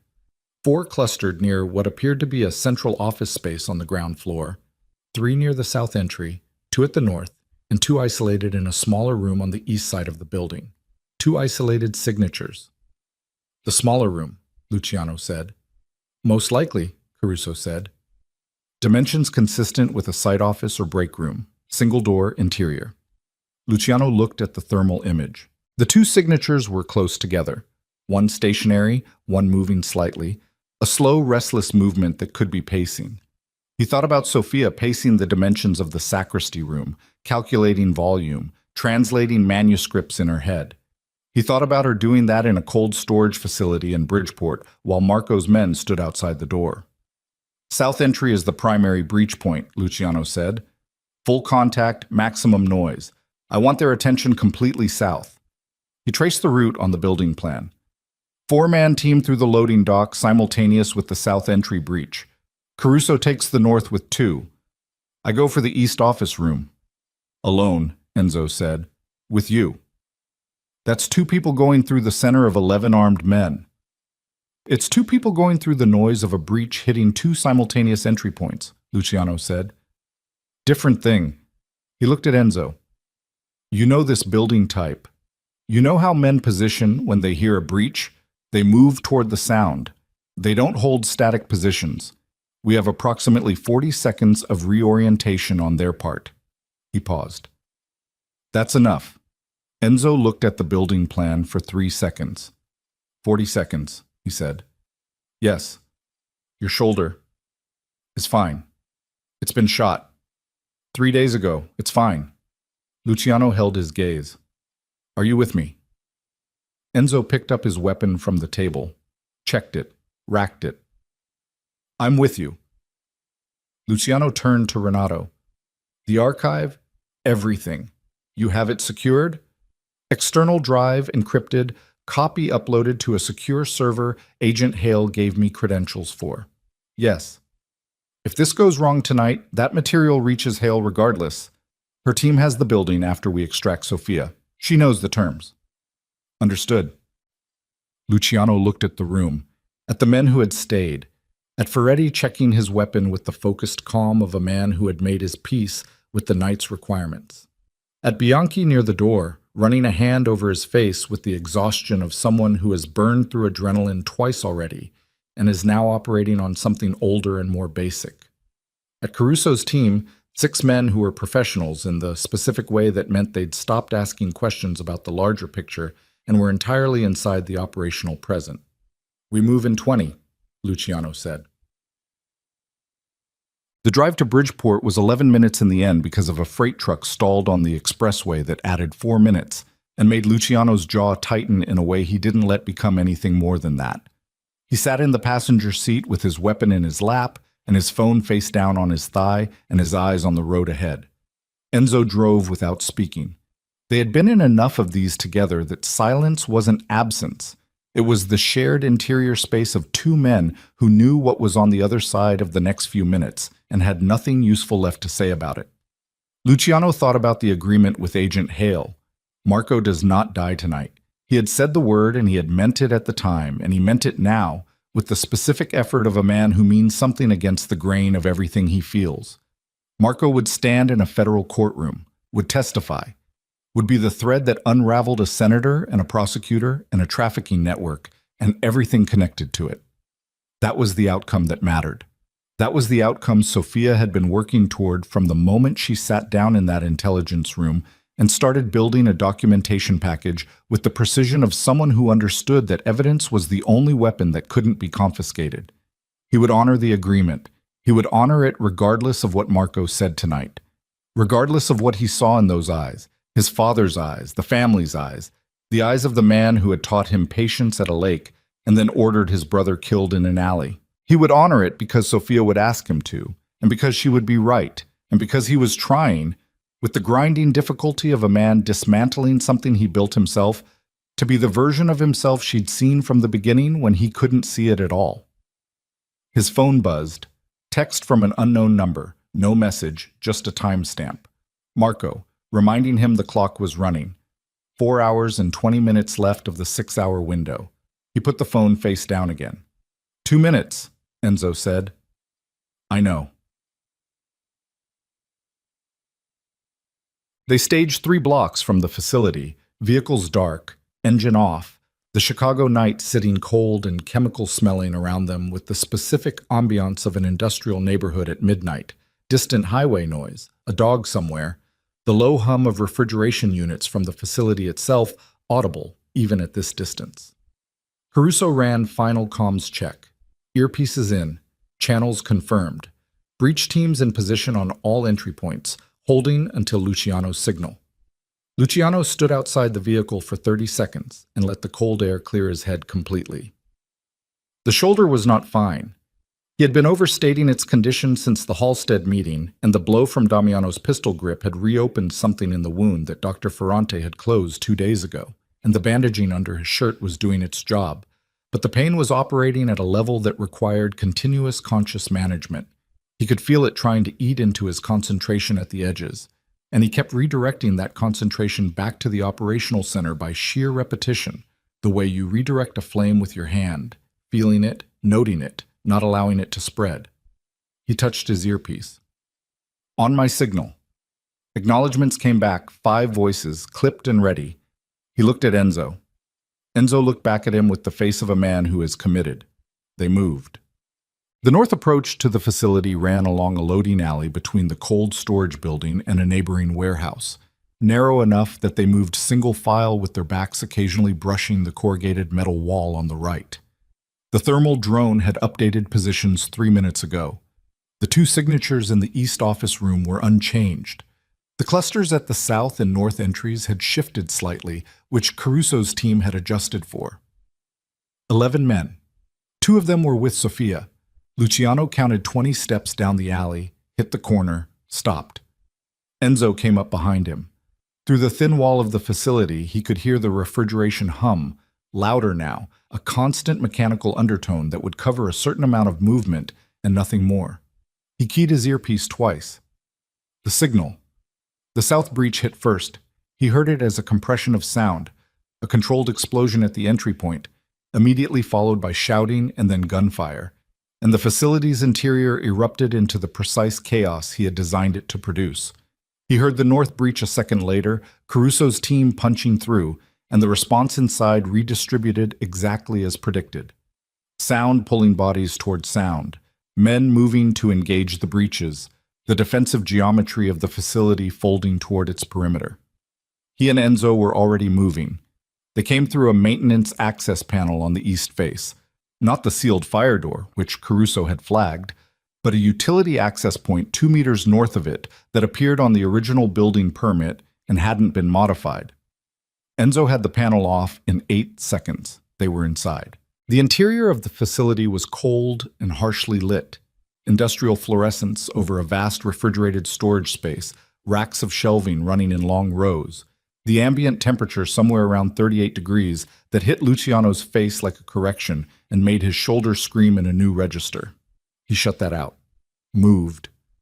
The gunfight was happening on the other side of the facility, maybe 60 meters south. He could hear it clearly now. Multiple weapons shouting in both Italian and what might have been English. The specific cacophony of a coordinated breach meeting, a prepared defense. Caruso's team was taking fire. That was expected. He couldn't do anything about it right now. He counted the racks. 3rd row from the east wall. The office room should be a door. Metal, institutional, a small reinforced window at eye height, a light inside visible through the window, and a man standing in front of it. One of Marco's, late 30s, large, with the particular posture of someone stationed rather than positioned, assigned to this door and staying at this door regardless of the chaos erupting at the other end of the building, which told Luciano 2 things: that this man had discipline and that Marco had specifically told him not to move no matter what he heard, which meant Marco had anticipated the breach pattern, had anticipated that the logical play was to draw his men to the perimeter while someone came for the interior. Luciano moved before the man finished turning at the sound of their approach, across the gap between the last rack and the door in a fast diagonal, hitting him low and driving him back into the door rather than away from it, getting inside the swing of the weapon before it could come up properly. They went against the door hard. The impact opened the wound fully. He felt it go, felt the bandaging fail, felt warmth spreading under his shirt, and he registered it with the distant precision of someone logging a data point they can't act on yet. The man was strong. He drove an elbow into Luciano's injured side, and Luciano felt it all the way to his back teeth, but he didn't let go, didn't give ground, and Enzo was there in the next second, clean and fast, and it was over in 8 seconds total. Luciano leaned against the door for one breath. 2. "You're bleeding through your shirt," Enzo said. "I know." He straightened, turned the door handle. Sophia was standing in the far corner of the room when the door opened. She had positioned herself with her back to the corner and a metal chair in her hands. The chair's legs forward, the only thing in the room that approximated a defensive object. And her face was set with the specific expression of someone who has been afraid for hours and has come all the way through the fear to something harder on the other side. She looked at Luciano. She looked at his shirt, at the blood. "Can you walk?" he said. "Yes." She put the chair down. "Where's the other guard?" "Handled. There are 2 more somewhere." A shot came through the door's reinforced window, and they both went down. Luciano throwing himself at her, driving them both behind the metal work table that was the room's only substantial cover, the impact hitting his shoulder like a demolition and pulling a sound from him that he didn't mean to make. Sophia's hands found his face in the low cover. "I'm fine," he said. His voice had gone rough. "You're not." Sophia, "You're not fine," she said. Her hands moved to his shoulder, pressing, and the pain was extraordinary and immediate, and he breathed through it with his jaw locked. "How many?" 2 more. Plus the breach teams are engaged south. He got his weapon up over the table edge without showing his head. "Enzo, north side of the rack, I see them." The second guard was moving along the east wall trying to flank their position. Professional, careful, using the refrigeration racks for cover in the same way they were using the table. The third had gone static behind a support pillar near the door, controlling the exit. "The exit," Sophia said. Her voice was low and completely level, which was either shock or something else. "The maintenance panel you came through, is it clear?" "Should be." "Then we don't need to go through the door." He looked at her. "East wall," she said. "The panel is east. That's behind us, not through them." 3 seconds. He ran it. She was right. "Enzo," he said. "East wall, now." Enzo was already moving, breaking from the rack position with suppressing fire toward the pillar, driving the static guard's head down, crossing the space in a controlled sprint toward the maintenance opening. The flanking guard came up and Enzo took him in the shoulder, kept moving. Luciano got to his feet. Sophia was up with him, her hand finding his uninjured arm, not holding him back but not letting go, and they moved together across the cold storage space toward the east wall while the gunfire behind them continued its brutal conversation, and he thought about her standing in that corner with a metal chair between her and whatever came through the door, and he thought, as they pushed through the maintenance panel into the cold night air, with Enzo covering their exit, that he had never in his life felt the particular quality of this specific and unreasonable thing, and that he was going to have to find a name for it because it was clearly not going away. They came out of the alley and Luciano keyed his earpiece. "Packages out, east side. All teams pull back." Caruso's voice came back clipped and slightly wrecked. "South team has 2 down. North is clear. We're pulling." 2 down. Luciano filed it and kept moving. Across the street, into the shadow of the neighboring warehouse, putting distance between themselves and the facility, while the gunfire inside decreased and then stopped, replaced by the specific silence of a concluded engagement. Enzo had a vehicle 1 block north. They reached it. Sophia got in the back. Luciano got in beside her. Enzo drove without being told. For 30 seconds, nobody spoke. The vehicle moved through Bridgeport's empty midnight streets, and the city did what cities do. Indifferent, continuous, enormous. And in the back seat, Luciano sat with his shoulder bleeding through his shirt and his head pressed back against the headrest and his eyes on the ceiling, just breathing. Sophia's hand found his on the seat between them. Not speaking, just contact. He turned his hand over, held hers. Marco wasn't there. he said. I know, she said. He left an hour ago. One of the guards told me not to be informative, just to tell me my situation. He said Mr. DeMarco sends his regards and will be in contact about the terms. She paused. He knew you were coming. He left the guards and left. He used you as a trap, Luciano said. He used me as a test, Sophia said, to see if you'd come, to confirm what he thinks he knows about you. She paused. Did his test give him useful information? Luciano thought about that. Yes, he said. Then you need to assume he's already planning his next move with that information in it. He turned his head and looked at her in the dark of the vehicle. She looked back at him, tired, steady, with a bruise forming along her left cheekbone that made something in his chest constrict in a way that had nothing to do with the shoulder wound and everything to do with the name he was still trying to find. You're hurt, he said. I'm fine. Sophia. I said I'm fine. She held his gaze. Dr. Ferrante can look at it when we get back. Your shoulder is significantly more urgent. She paused. The archive will Is it secure? Yes. Agent Hale. She knows. Her team has the building. A pause. And Marco? He looked at her for a long moment. She was asking not about the operational status, but about the agreement, about whether he had held it, whether the version of himself she kept insisting existed had held the line that the version he was more familiar with would have abandoned. He wasn't there, Luciano said, so the question is deferred. But when it's not deferred, he looked at the ceiling again. He stands trial. That's the agreement. He felt her hand tighten slightly in his. I meant it. She didn't say anything. She didn't need to.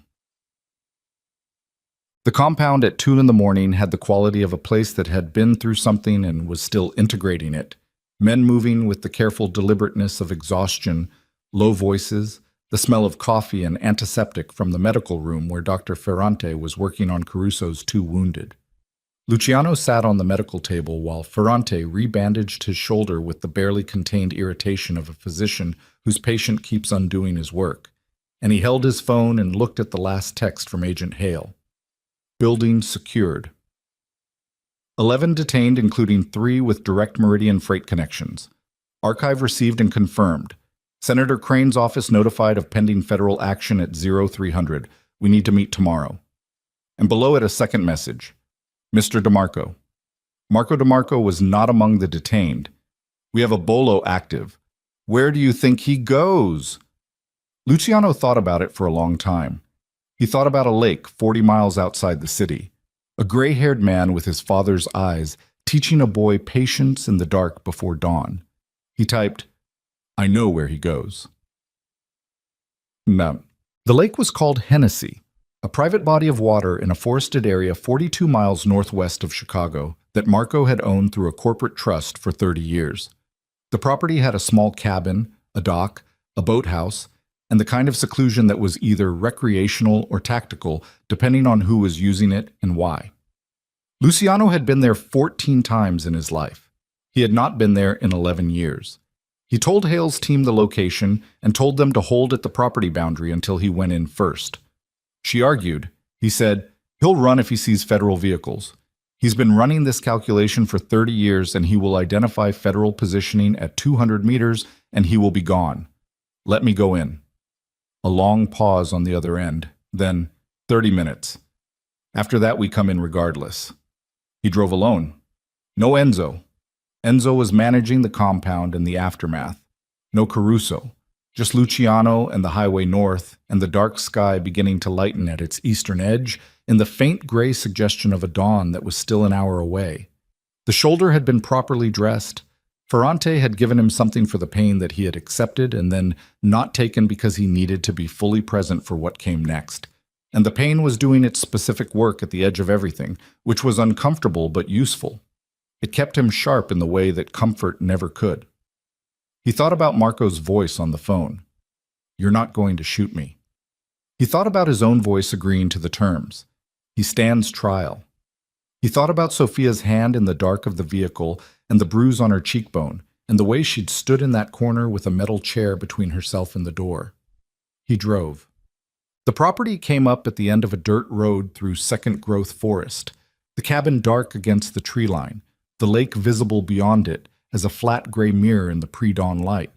Marco's vehicle was parked beside the boathouse, not hidden, not particularly, which meant either he didn't know Luciano was coming or he had decided it didn't matter. Luciano parked at the tree line and walked the last 200 meters. The cabin door was unlocked. He pushed it open. The interior was as he remembered it. Small, plain, the walls hung with fishing equipment and old photographs. A lamp was on in the corner. A fire had been started in the wood stove and was now down to coals, giving the room a low orange warmth. And Marco DeMarco was sitting in the same chair he had always sat in at this cabin in every iteration of this visit across 30 years, with his hands on the armrests and his eyes on the door, as if he had been waiting, as if he had known, as if... And Luciano absorbed this as he stepped through the door. He had always known this was where it ended. "Luca," Marco said. His voice was tired. The performance was gone. The careful warmth, the calculated deployment of history and affection, all of it gone. What was left was just a 61-year-old man in a cabin by a lake who had run the numbers one final time and understood what they added up to. Luciano stopped in the middle of the room. He did not raise his weapon, not yet. "You knew I'd come here," Luciano said. "Yes." "You've always known, if it came to this, I'd come here." "Yes."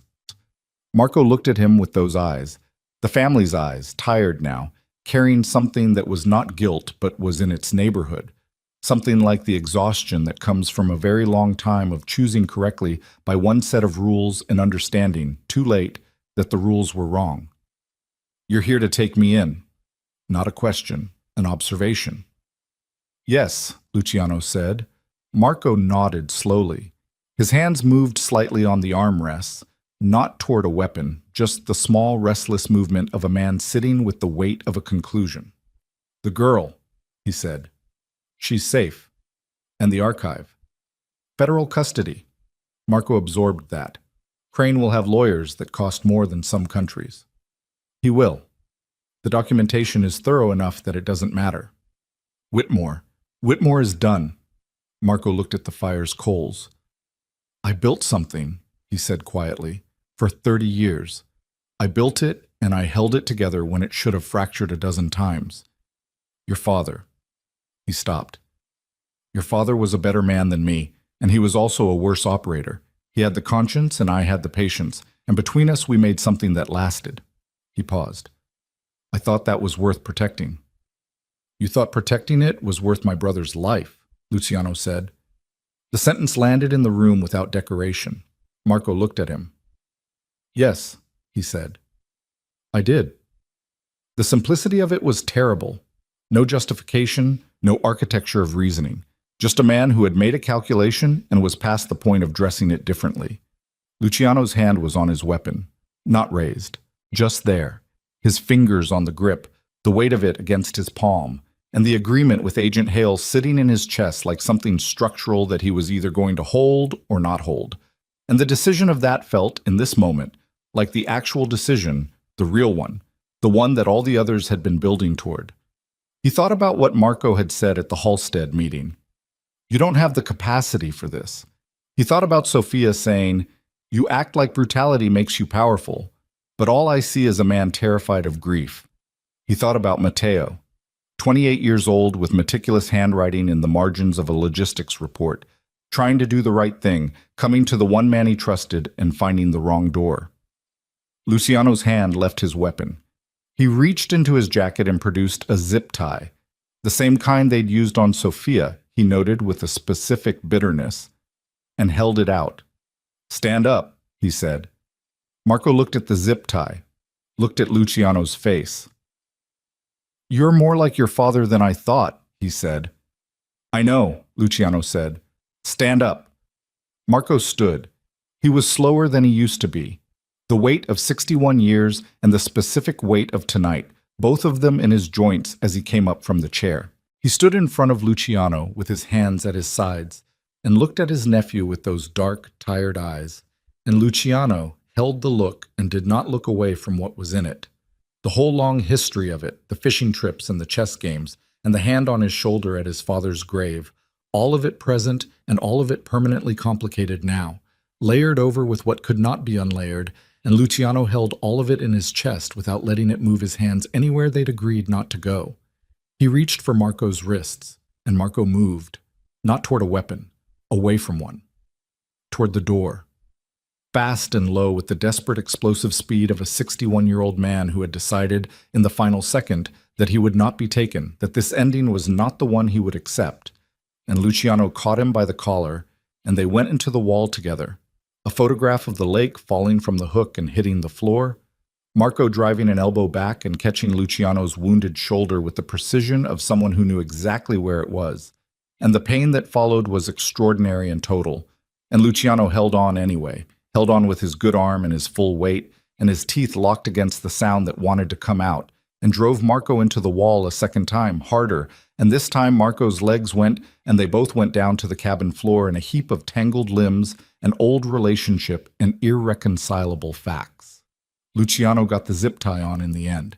He sat on the floor beside his uncle with his back against the wall, and his shoulder on fire, and his head dropped back, and his chest heaving, both of them breathing hard in the orange glow of the dying coals.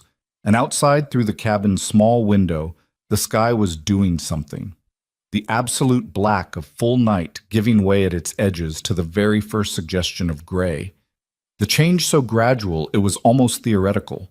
But there, undeniably there, the night making its slow, irrevocable concession to the dawn came in the way dawns come after nights like that one. Not dramatic, not merciful, just the slow and indifferent return of light to a world that had continued operating without it. Luciano sat on the floor of the cabin with his back against the wall, and Marco zip-tied beside him, and he watched the window change from black to gray to the pale and colorless white of a November morning in northern Illinois. And he breathed, and he let the pain in his shoulder do whatever it was doing because there was nothing else to do about it right now. Marco had stopped fighting. He sat with his bound hands in his lap and his head tilted back against the wall and his eyes closed, and he might have been sleeping except that his breathing was too controlled, too deliberate. The breathing of a man staying very still inside himself. Neither of them spoke for a long time. It was Marco who broke it, finally, without opening his eyes. "Your father used to come here when he needed to think," he said. "Did you know that?" "No." "Before you were born. Before the organization was what it became. He'd drive out here alone and sit on the dock for hours." A pause. "He told me once this was the only place he felt like himself. Not the name, not the business, just a man by a lake." His voice was very quiet and stripped of everything except the fact of it. "I used to think that was weakness, needing a place like that." Luciano said nothing. "I was wrong about a number of things," Marco said, still eyes closed, still the controlled breathing. "I won't insult you by listing them. You know what they are."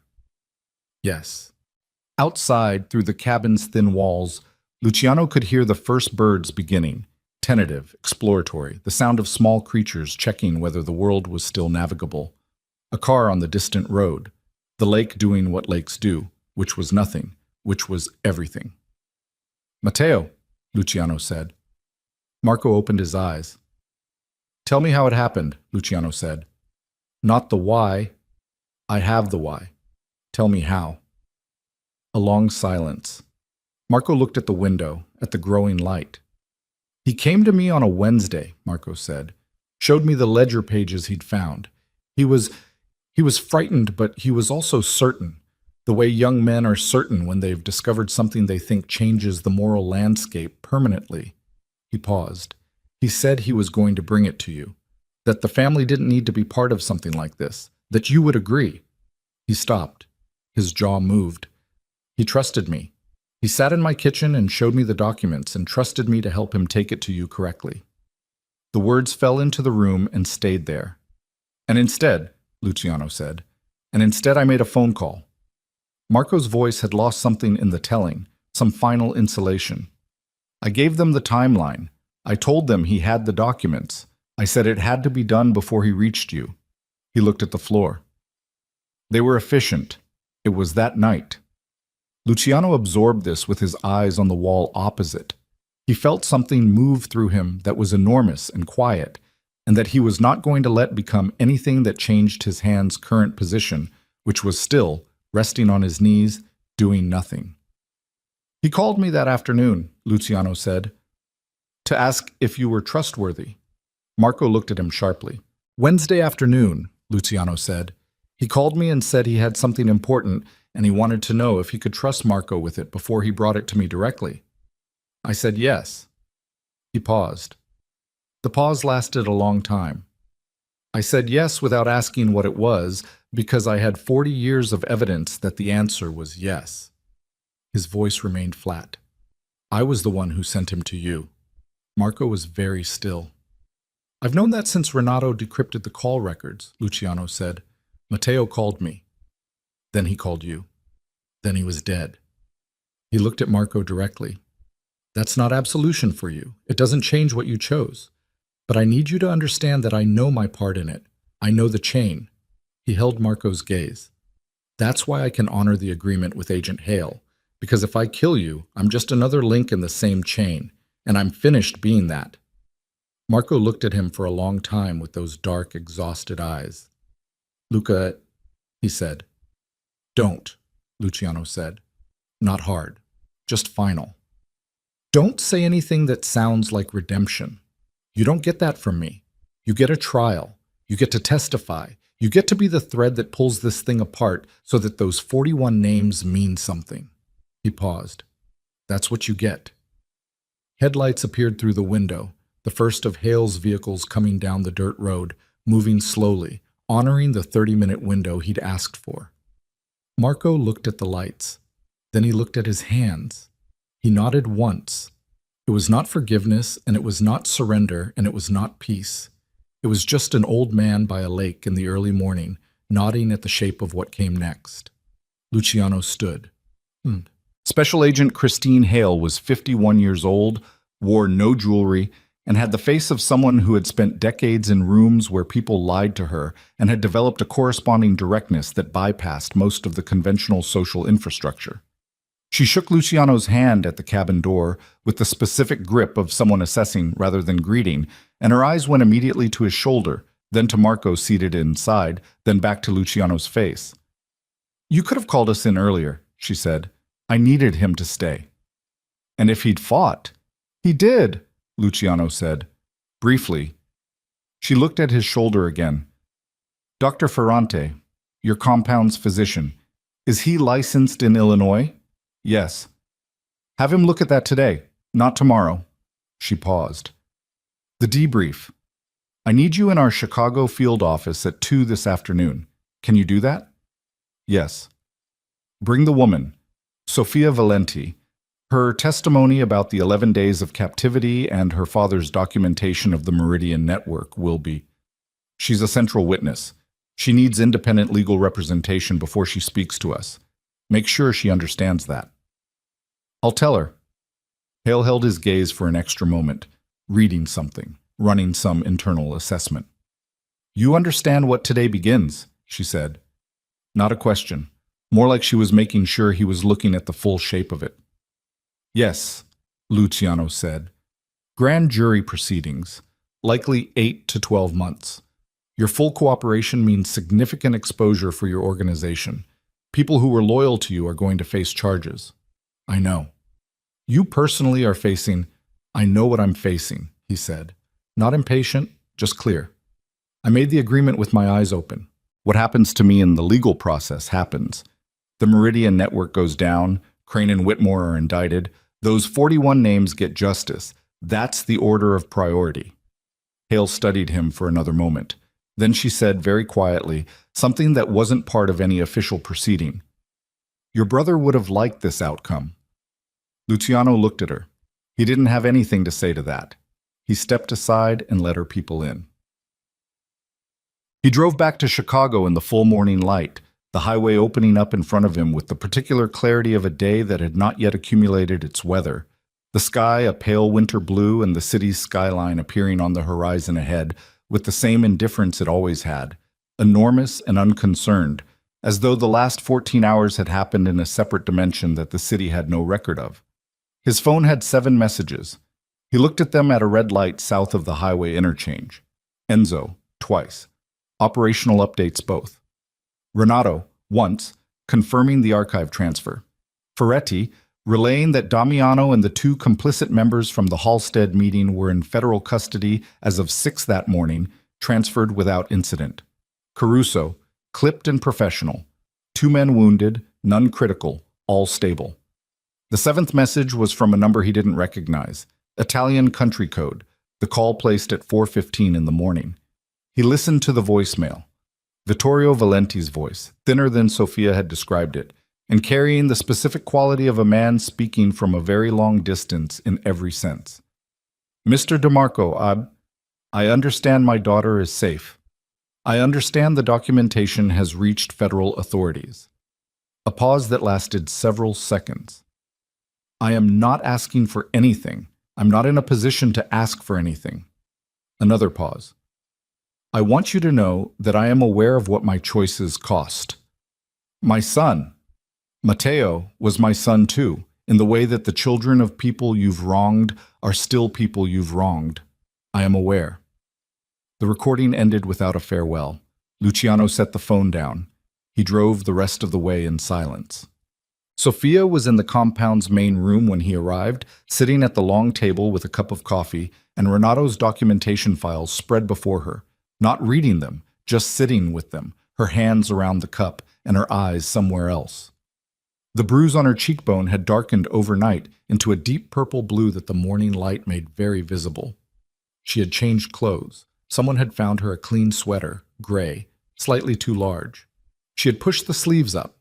Her hair was pulled back roughly, a few pieces loose around her face. She looked up when he came in. Her eyes went immediately to his shoulder, then to his face, in exactly the same order Hales had, which he noted was something he was still finding a name for. Marco? She said. Federal custody. Hales' team took him from the cabin at 6. He sat down at the table across from her, slowly. The shoulder was making its opinions very clear now that the operational necessity of ignoring it had passed. He'll be processed today. Debrief at 2 this afternoon. Hale wants you there. Independent legal representation first. I'll have someone in contact with you before noon. Sofia nodded, looked at her coffee. You went to the lake alone. Yes. Enzo told me. Enzo wasn't supposed to tell you. Enzo was concerned, she said. He expressed it by informing me. She looked up. You could have taken someone with you. I needed to do it alone. Luciano, Sofia. He held her gaze. It needed to be me. The way it needed to be me when I made the decision to cooperate with Hale, and when I stood in that cabin and chose not to. When I honored the agreement. Those aren't things you do with an audience. He paused. They're things you do in front of yourself, so you know afterward that they happened. She looked at him for a long moment with the particular quality of attention she brought to things. The same attention she'd brought to his face in the medical room and on the rooftop. The attention of someone who looked past the surface of things. Not because it was polite, but because she couldn't help it. Because it was structurally how she was made. You're in pain, she said. Yes. Dr. Ferrante. After this. He leaned forward slightly, elbows on the table. There are things I need to say to you before the legal process starts and lawyers become involved and everything becomes official and formal and structured. He held her eyes. I need to say them now. Sofia set down her coffee. She was very still. I abducted you, Luciano said. I brought you to a room and kept you there for 11 days, and I designed conditions to psychologically break you. I did that with full knowledge and intent.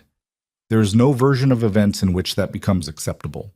Not the larger conspiracy that framed it, not the fact that I was wrong about your father, not anything that happened after. He kept his voice level and direct because the only honesty available to him was the kind that didn't try to soften its own edges. What I did to you caused harm that you will carry. I know that. I'm not asking you to tell me otherwise. Sophia said nothing. Her hands were in her lap. Her face was very composed in the way it got when she was processing something fully and from the inside. I'm also not going to tell you that it was justified by anything, he continued. Not Mateo's death, not 22 years of conflict with your father's name, not my grief, not my anger, not anything. He paused. It wasn't. It was wrong. I did it. I'm not in a position to make it right, and I know that. The room was quiet. Somewhere deeper in the compound, two men were talking in low voices. A door closed. The compound's ordinary sounds. What are you asking me? Sophia said. Her voice was very even. I'm not asking you anything, Luciano said. That's the point. I'm not asking for forgiveness. I'm not putting something on you to carry because of my guilt. I'm saying it plainly because you deserve to have it said plainly. He held her gaze. After what you did, staying, helping, building the case, after all of that, you deserve at minimum the truth said directly without any of it buried under everything that came after. Sophia was quiet for a long moment. Then she said, I know what you did. I was there. She paused. And I know what you chose every time there was a choice, from the moment you understood you were wrong. I watched you make every one of those choices. She reached across the table and pushed the documentation files slightly to one side, clearing the space between them. I'm not going to tell you that the 11 days didn't happen. They did. I'm not going to tell you they didn't cost me things. They did. She held his eyes. But I'm also not going to pretend that everything that happened after was irrelevant. The man who sat on a rooftop and said dismantling all of this was the right thing, that man was also real. Both things are true simultaneously. That's a generous reading, he said. That's an accurate reading, she said. There's a difference. He looked at her hands on the table, at the bruise on her cheekbone, at the too large gray sweater and the loose hair and the French paperback that someone had placed on the table beside her files, its spine still broken. Your thesis, he said. Your apartment. Your life in Wicker Park. He paused. All of that is manageable, she said. The thesis will keep. The apartment is fixable. She looked at him steadily. I'm not fragile, Luciano. Don't start treating me like I am now because the crisis has passed. Something moved in his face, something brief and honest that he didn't manage to compose before she saw it. What? She said. You keep doing that, he said. What? You keep. Every time I am braced for the thing that should logically follow, the withdrawal, the appropriate distance, the entirely reasonable response of a person who has been treated the way you've been treated. He stopped. You don't do it. You just... He made a slight gesture that wasn't quite finished. Stay. Sophia looked at him for a moment with something in her face that was not quite a smile and not quite the absence of one. I'm aware of the pattern, she said. Why? She considered the question seriously, the way she considered everything, not deflecting, not making it easier than it was. Because I saw something in you from the beginning that you couldn't see, she said finally, even in the worst of it, in the room, in the 11 days. She paused. Something that was broken rather than absent. There's a difference between a man who lacks a conscience and a man whose conscience has been buried under so much of the wrong kind of survival that he can't find it anymore. She paused again. I've spent 4 years studying how to restore damaged things. You learn to look for the original underneath the damage. She held his gaze. The original was there. Luciano looked at her across the table. He thought about Marco saying, You don't have the capacity for this. He thought about what it had cost to prove that wrong, not by violence, which would have been easy, which had always been easy, but by the specific effort of choosing differently, against everything trained into him, in the cabin with the dawn coming through the window and his bound uncle watching. He thought about Mateo's handwriting in the margins of a logistics report. Sophia, he said. Yes. After this is done, the proceedings, the testimony, all of it, when it's finished. He paused. What do you want? She looked at him. The question had weight, and she gave it the weight it had. I want to finish my thesis, she said. I want to sleep without listening for gunshots. I want to eat a meal that isn't designed by someone else. She paused. And I want to know that the 41 names in that archive actually result in something, that they're not just documentation, that they become accountability. Hale will make sure of that. Then help her, Sophia said. Give her everything, testify. Be the cooperative witness that the case needs you to be, even when it's expensive. She held his eyes. Especially when it's expensive. Yes, he said. And after all of that, she said very carefully, I want to see what this is. She made a small gesture between them. Not romantic, not dramatic, just honest. What this actually is, outside of crisis and captivity and burning buildings. I want to see if it exists when nothing is on fire. Luciano looked at her for a long moment. It might be much less interesting, he said. I'm counting on that, she said. The legal proceedings began that afternoon and did not end for 14 months. The grand jury convened in December and handed down indictments in March of the following year. Senator Harold Crane resigned his seat on a Tuesday morning and was arrested by federal marshals before the press conference announcing his resignation had concluded. Prosecutor Douglas Whitmore was suspended from his position and subsequently indicted on 9 counts including obstruction of justice and conspiracy to facilitate trafficking. The 2 aldermen entered plea agreements in exchange for testimony. Meridian Freight's operational infrastructure was dismantled by a joint federal task force across 3 states, and the network's principal operators received sentences that Hale, in a rare moment of visible satisfaction, described to the Chicago Tribune as appropriate. Marco DeMarco testified for 11 days across 2 separate hearings. He was thorough and precise and evidently made a decision somewhere in the process that if he was going to do this, he would do it completely. Luciano sat in the federal building's corridor during the first day of Marco's testimony and did not go in. He sat in a plastic chair with a paper coffee cup and looked at the floor and let the hours pass. Enzo sat beside him and didn't say much.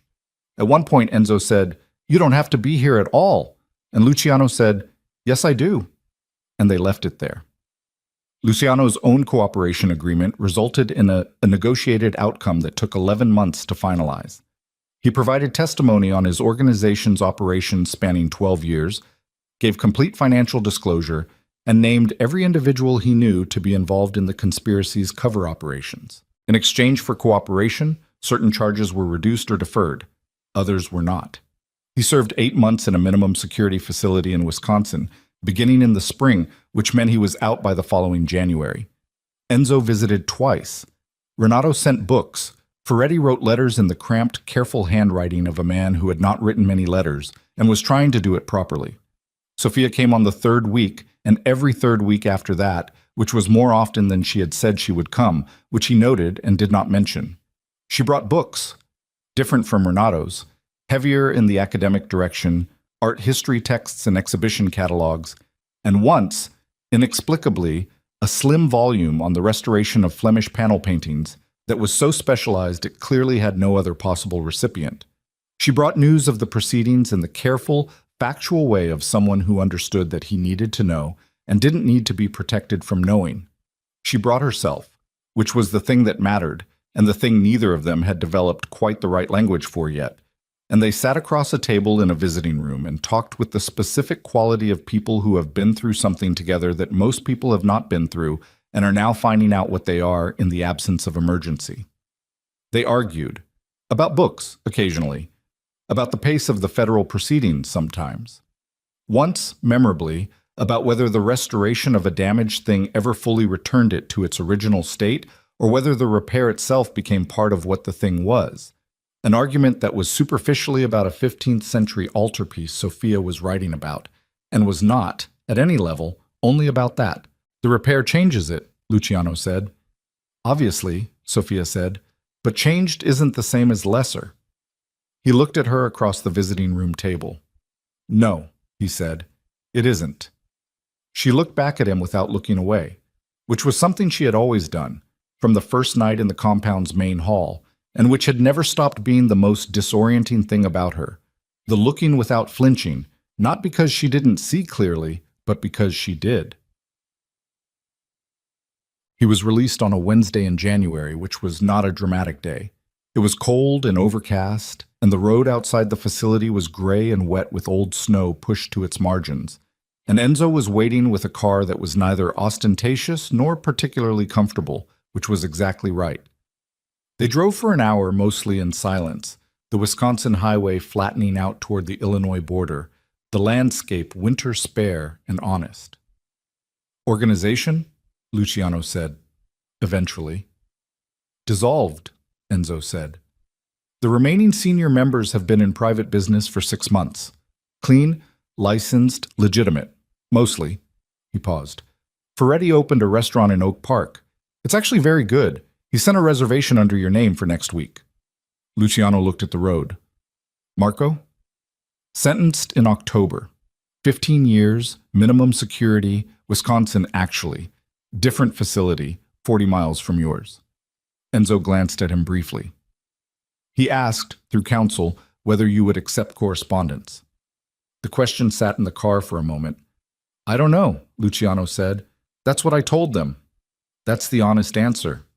Yes, Enzo said. I thought so. They crossed the state line into Illinois, and Chicago's skyline appeared ahead in the gray January light, the same indifferent enormousness it always had.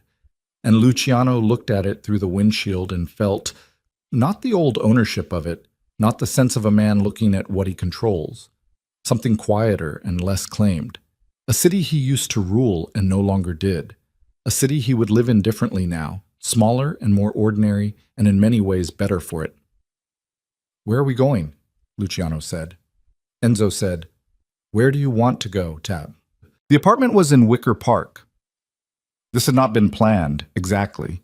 It had emerged over the course of the visiting room conversations and the careful epistolary months as a fact that assembled itself gradually from a series of smaller acknowledgments, the way facts do when two people are being honest with each other and there is nothing external pressing them toward pretense. Sophia's apartment was 2 blocks from her university. It was small and densely inhabited, books everywhere, restoration tools on the kitchen table more often than not, the smell of coffee and linseed oil, and the specific pleasant disorder of a space where someone was actually living rather than merely residing. She had a small guest room, which had been used as a storage room until the fall, when she had cleared it out and put a bed in it without making any announcement about why. He moved into the guest room in January. He was not, for the first time in his adult life, in charge of anything. He slept through his first 3 nights without waking, which was something that had not happened in over 20 years, and which he didn't mention until the 4th morning when Sophia asked over coffee how he'd slept, and he was quiet for a moment before answering. Well, he said. She nodded as though this was expected and returned to her notes. He enrolled in a continuing education course at the university, business law, 3 evenings a week, an absurd thing for a former organized crime boss in his late 30s, and he sat in the back row and took notes in the careful handwriting of someone relearning the uses of patience. The professor was 29 years old and occasionally looked at him with the expression of a person trying to place a face. Luciano did not assist with this. He found work eventually through a legitimate channel Ferretti helped arrange, consulting for a logistics firm whose compliance infrastructure was a genuine disaster, a company that needed someone who understood, from a very complete perspective, every way a supply chain could be exploited. The work was not glamorous. It paid a salary. He came home in the evenings to a small apartment in Wicker Park and hung his coat on the hook by the door, and the smell of the apartment was familiar, and the person at the table was familiar, and neither of these things had been true of any space he'd occupied in the previous 2 decades. There were nights when the weight of what he'd been, what he'd done, found him in the dark. They were not infrequent, and they were not brief. He did not pretend to Sophia that they weren't happening, and she did not pretend that they required resolution by morning. Some things, they had both accepted, were not resolvable. They were only navigable. The difference was significant. He went with her, in March, to the Federal Victim Services Center where Hale's task force was coordinating restitution for the survivors identified in the Meridian Archive. The center was in a nondescript building on the northwest side, and Sophia was there in a professional capacity. She had been working with the case's victim advocates since the fall, offering research support and documentation assistance. She did not ask Luciano to come. He came because he wanted to be there, which was the only reason that would have been acceptable to either of them. He sat in a plastic chair in a waiting room while Sophia met with the advocates, and he thought about 41 names and the ones that hadn't been documented, and everything that the archive represented in its most human terms. And he thought about Matteo driving the process from the inside of a warehouse ledger with his meticulous handwriting, dying for it. And the thought did not resolve into anything comfortable or redemptive, because some things are not meant to. They walked back to her car in the cold March afternoon with the city moving around them in its ordinary March way, and Sophia took his hand on the sidewalk without commentary, and he held it, and they walked. "Thesis," he said. "Submitted last week," she said. "Defense is in April." "How is it?" "It's good," she said without false modesty. "It's the best work I've done. It took me longer than it should have because—" She stopped, considered. "Because I'm a different person than the one who started it." The argument shifted. The central question changed. What was the original question? Whether restoration returns a damaged work to its authentic state. And now?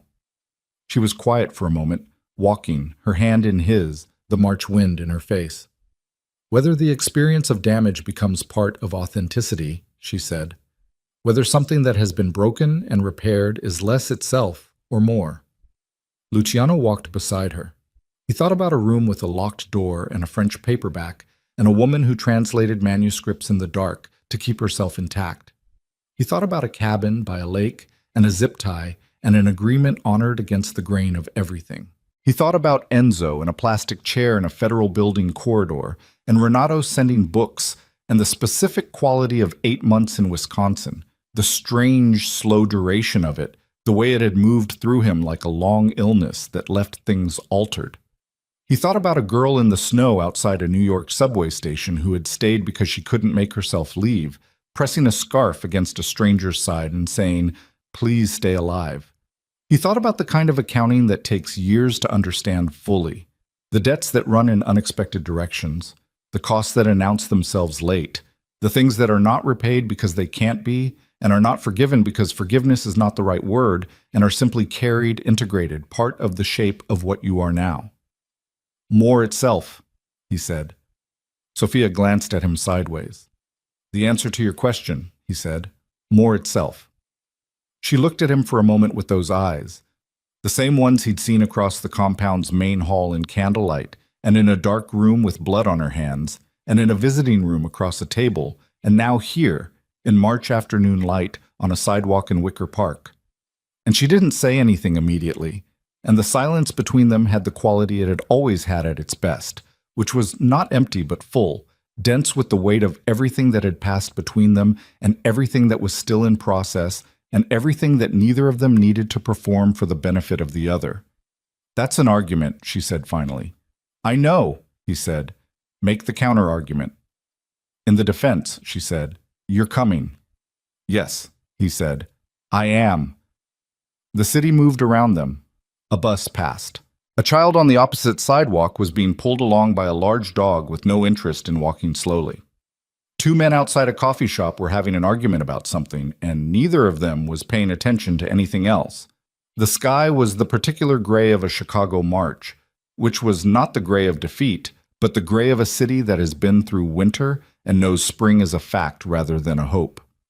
Luciano DeMarco walked beside Sophia Valenti through the ordinary afternoon of an ordinary city that did not know him anymore, which was exactly as he wanted it, and held her hand, which was where it had been since the sidewalk and where it was going to stay, and said nothing further because everything that needed saying had been said, and what remained was the living of it, which was a different thing entirely, and which was, for the first time in his life, enough.